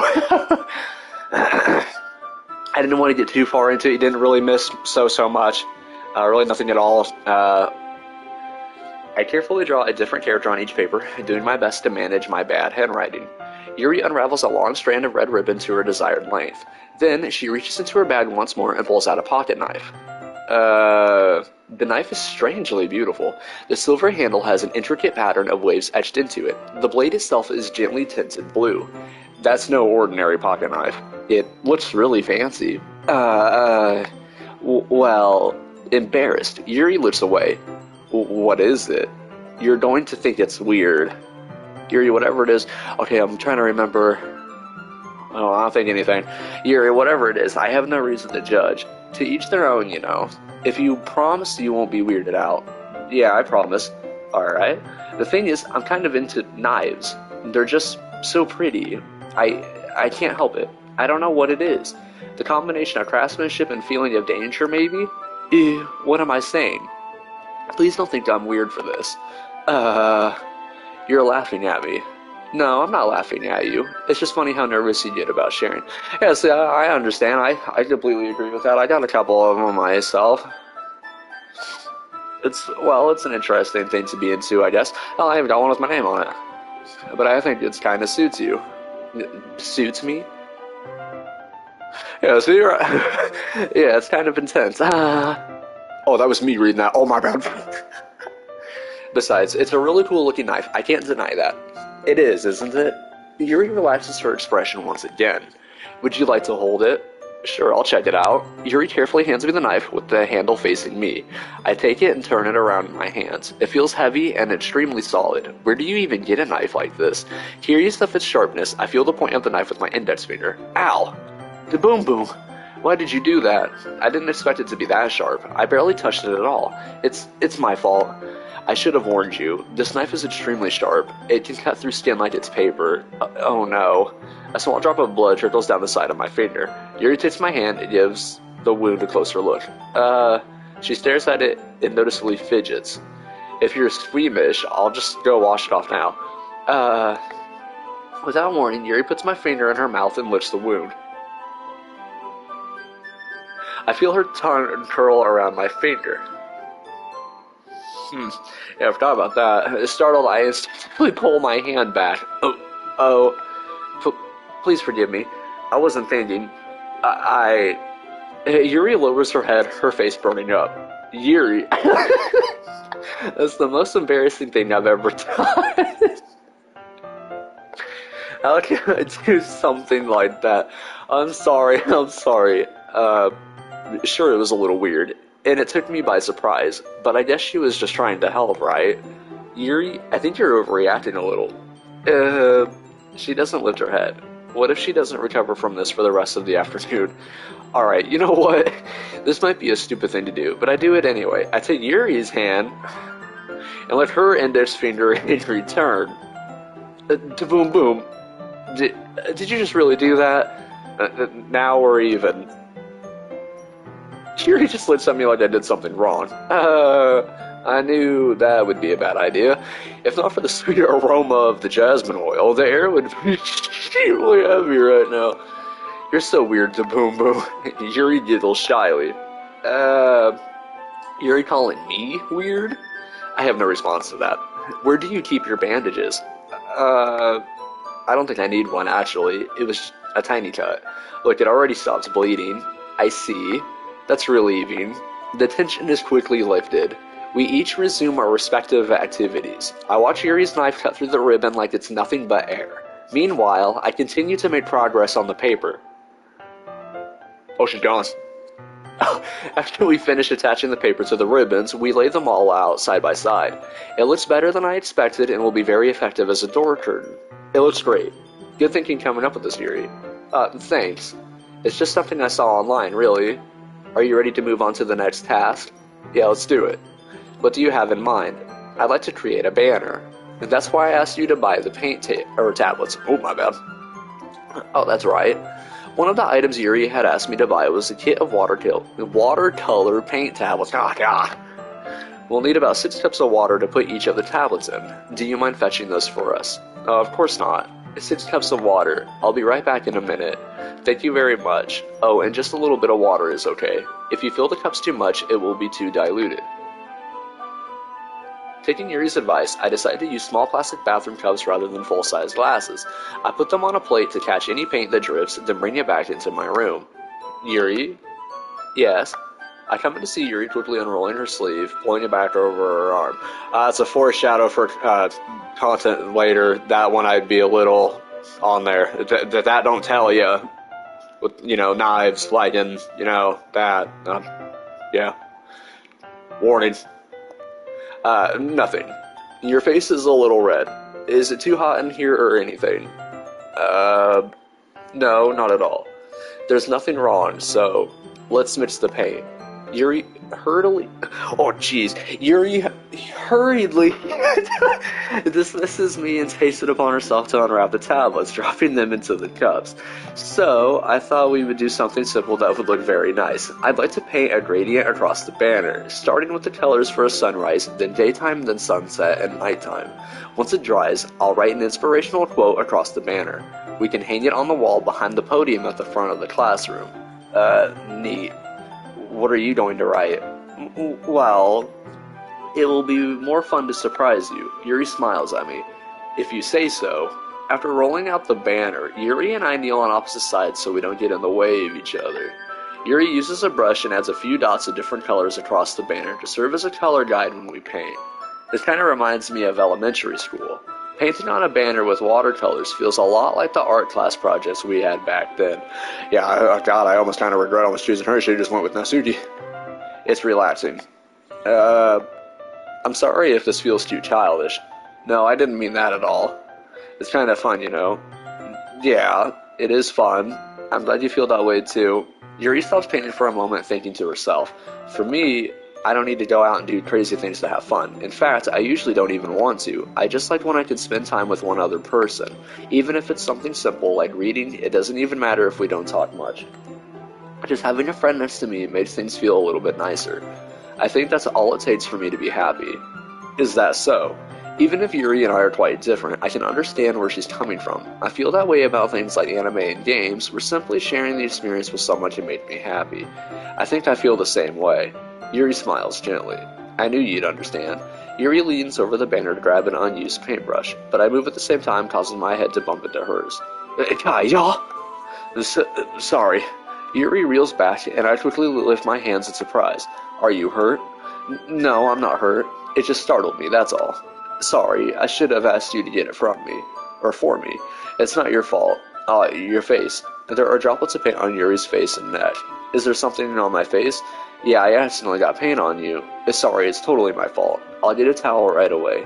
I rush out and fetch a small towel, and then I dampen it with hot water. I return to my room and kneel back down in front of her. Here. I pat down Yuri's face and neck with the towel. Is something wrong? It's hot. I just didn't expect it. Sorry. I didn't want to use cold water. Having finished, I start to retract my hand, but Yuri suddenly holds my wrist. Wait. Uh, just for a little longer. It feels really nice. Uh, I keep my hand still against Yuri's neck. She looks into my eyes. It's an intense expression that I recognize from when she reads her books, almost as if she's lost in a daze, enveloped by her own thoughts. She breathes gently, half through slightly parted lips.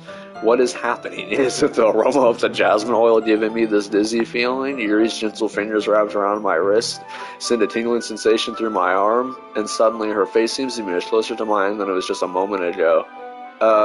Yuri slowly pulls away. Sorry. I've been feeling a little lightheaded today. I didn't mean to space out.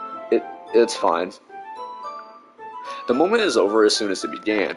Yuri picks up her brush again, but her movements seem clumsier, like she's unable to focus. I remain silent, forced to ignore the event that just transpired. I hesitantly retrieve my own brush and continue following Yuri's example. That should do it. I finished filling the night sky with the white dots that look like stars. Looking at the banner as a whole, it's very pretty and natural looking. I think it came out better than I expected. I'm really happy with the results. Yeah, me too. Are you going to add the lettering now? Not yet. It needs to dry first.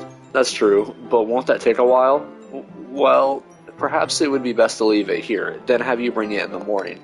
I can do the lettering in the classroom before our event starts. Is that okay? That's totally fine. Wonderful. In that case, I don't think there's anything for more us to do here. Whew! You say that like you're glad it's over.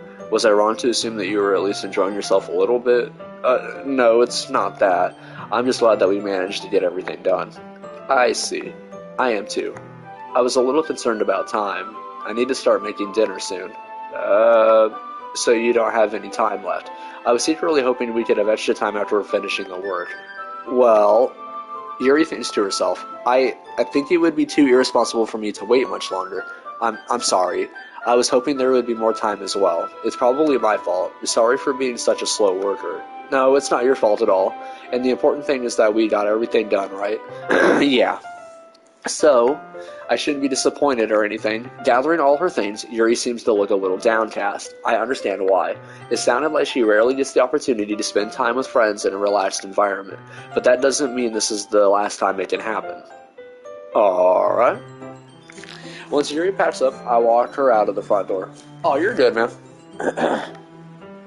Thank you very much for having me today. No problem. I'm glad I was able to help. Just let me know if there's anything else you need me to bring tomorrow. I will. Well then, Yuri fidgets. I guess I'll see you tomorrow. Wait. I kind of say that without thinking. About today, it's fine that we didn't have as much time as we wanted, because we can do this again. Whenever you want, you can come over, or we can go out somewhere. I forgot you don't like going out much. As I stumble over my words, Yuri simply smiles bashfully. Anyway, you know what I'm trying to say, so you're very thoughtful to Boom Boom. Yuri takes a step closer to me, then briefly squeezes my hand. Well, dude, I kind of like that about you. Well, how am I supposed to respond to that? But I don't even get a chance to, as Yuri suddenly pulls back. Sayori,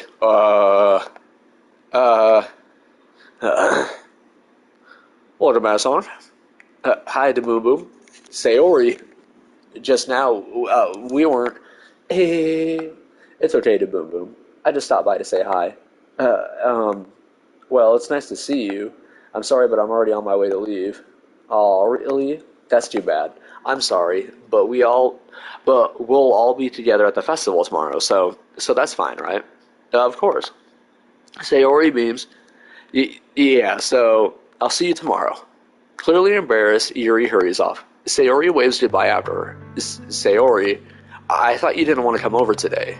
Oh, well, I tried staying in my room, but my imagination was being really mean to me. So I had to come here and see it for myself. See what? What are you talking about? Alright, this probably is gonna get bad. You know, how much fun you were having with Yuri, and how close you got to her. It makes me really happy that you've made such good friends. Oh shit, that's all that matters to me. Tears start to fall down Sayori's face. That's all that matters to me. Why am I feeling this way to Boom Boom? I'm supposed to be happy for you. But why does it feel like my heart is splitting in half? It hurts so much. Everything hurts so much. This would be so much better if I could just disappear. Oh man. Sayori, don't say that. It's true, the Boom Boom. If I wasn't here, then you wouldn't have to waste your sympathy on me. You wouldn't have to put up with me being selfish. Monica was right.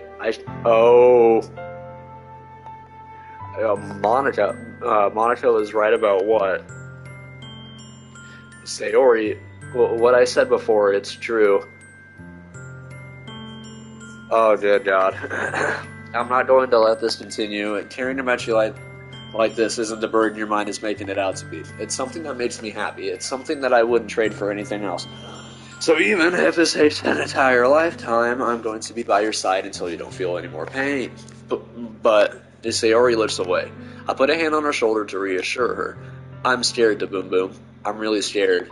What are you scared of, Sayori? I'm scared that I might like you more than you like me. Aw, man. Aw, dude. Aw, bro. I wouldn't be saying that. Sayori? It's true, isn't it? I promise, man. They'll be A-okay. It's true, isn't it? I was weak and started to like you too much. I did this to myself. To Boom Boom, I like you so much that I wanted to die. That's how I feel. And that's enough, Sayori. I don't want you to hurt anymore. I slide my hand down Sayori's arm and squeeze her hand in my own. Do you remember how I said I always know what's best for you? Do you still believe me? Wordlessly, Sayori nods. Even if you don't understand all of your own feelings, I know what you need the most right now, and that's what I'm going to give you. Sayori, I love you. Those are my true feelings. So, there's no way you could like me more than I like you. I should have realized this sooner, but spending time with everyone at the club, making new friends, and having fun with you every day, it helped me realize that you're truly the most important person to me. That's why I'll accept any of your burdens. As long as we continue like this every day with you by my side, then I know we'll both be happy. Da Boom Boom. Nice. Special CG. Suddenly, Sayori wraps her arms tightly around that. Oh. Unfortunately for the trophies and the bullshit ass platinum, yep, we had to. So for Mob, fuck. Oh, we done fucked up, didn't we? Oh, Sonic's right. Oh, fuck. Yeah. Damn you, trophies. Oh, shit. Alright, maybe. Oh. Woo, alright. Suddenly, Sayori wraps her arms tightly around me. Da-boom-boom, is this really okay? That's right, I drink something there. Yeah. I hold Sayori in my arms support. Those are. You'll never have to let go of me again. I love you, Da-boom-boom. I want to be with you forever. Me too. I feel Sayori's grip around me weaken a little bit. What is this? Sayori, I'm supposed to be happy right now. I always thought this would be the happiest moment for me. Let me look up something real fast. Hold on.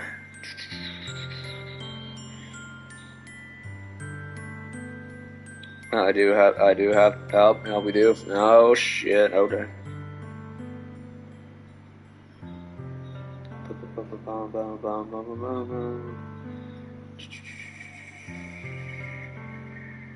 Okay. But why? Even now, why won't the red clouds go away? They're not going away at all, to Boom Boom. It's okay, Sayori. It might take some time for things to get better again, but no matter how long it takes, I'll be there every step of the way. That's all that matters right now. Oh, okay. I trust you. Sayori and I slowly release each other. So, I guess that makes the festival tomorrow our first date, huh? What are you saying? I don't want to think about those things now. I want everything to be the same as it always has been, even if we really are a couple. I don't know if I can handle anything more right now. It's really new and scary to me. I understand. We'll go at whatever pace suits you the best. Da Boom Boom. Sayori gazes at me once again, smiling sadly. Even if I get really, really sad, this is the best thing for me, right? I don't really understand what Sayori means by that. Are you saying that this is making you feel sad, Sayori? I don't know. I don't understand what I'm feeling. It feels like a bunch of thorns when you told me you love me, but that's why I want to trust you. You know what's best for me. Yeah, I do. That's my promise. I say that, but in reality, I've never felt more uncertain when it comes to Sayori. I know that I love her and she loves me, but I'm having as much trouble understanding Sayori's feelings as she is. Even though I can comfort her, I keep wondering if I should be doing something more or something different. I know these thoughts will continue to plague me until things are back to the way they were. Is that what Sayori meant by not wanting anything to change? I don't know, but I know that I'll give it everything I've got. Sayori is the most important person to me, and I'll do whatever it takes to have a happy future with her.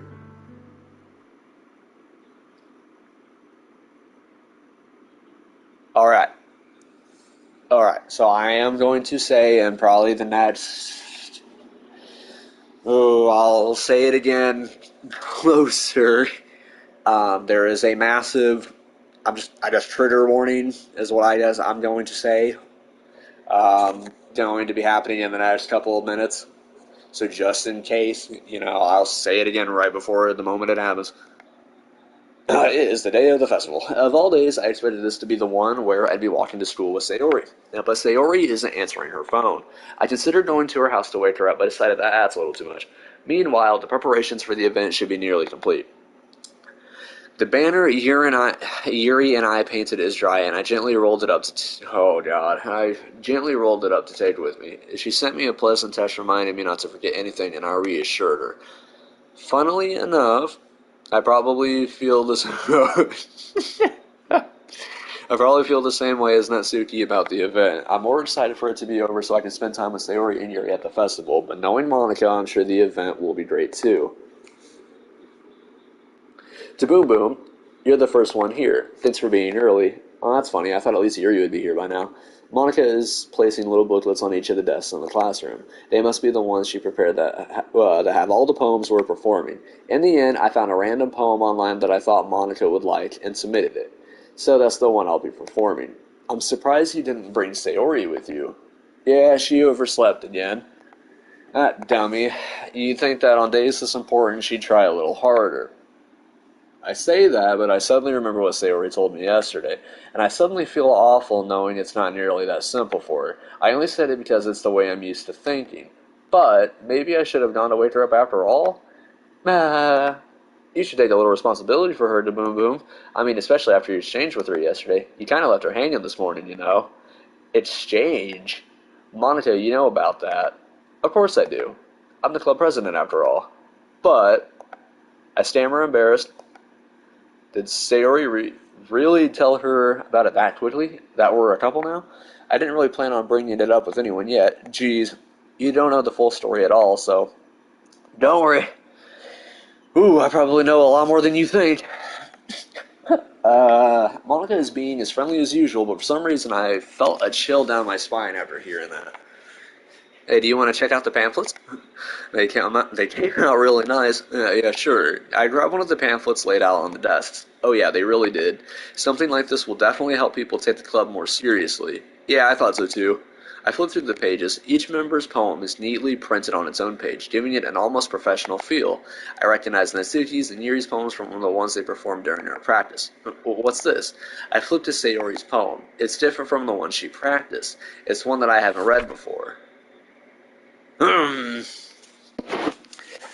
Get out of my head, 1, 2, 3, 4, 5, like 25 times probably. Get out of my head, get out of my head. Get out of my head before I do what I know is best for you. Get out of my head before I listen to to everything she said to me. Get out of my head before I show you how much I love you. Get out of my head before I finish writing this poem. But a poem is never actually finished. It just stops moving. Oh, God. Hold on.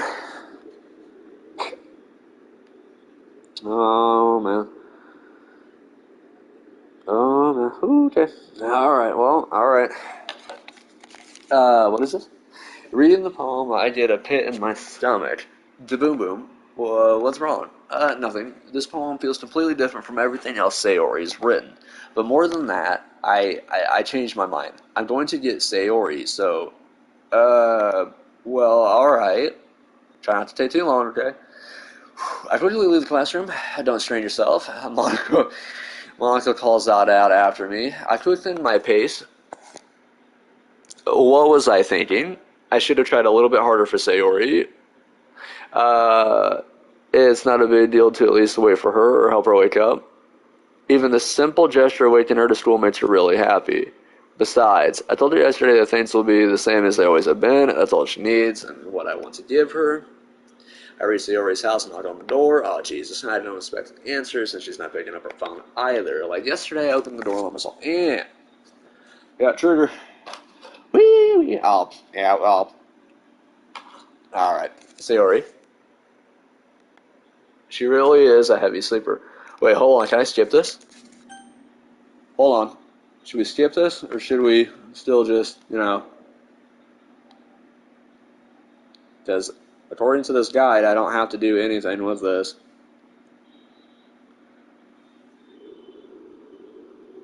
It's just up to us. Oh, no.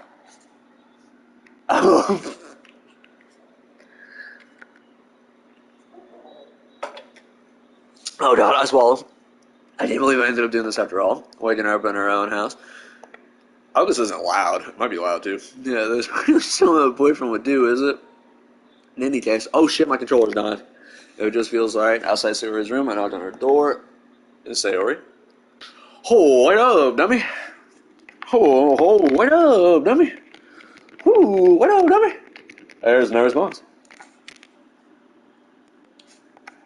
I really didn't want to have to enter her room like this. It's kind of a breach of privacy. But she really loves me, no choice. I'm going to open the door and, say, oh, yeah, alright. There's nothing with that. Hello, everybody. There's one. Now, who's going to be next is my biggest thing, because I can't remember how you get to fucking do that. And I can't see that. Oh.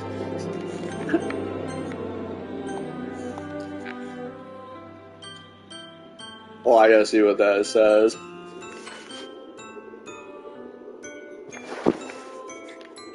Hold on, I'm sorry, I gotta see what this says.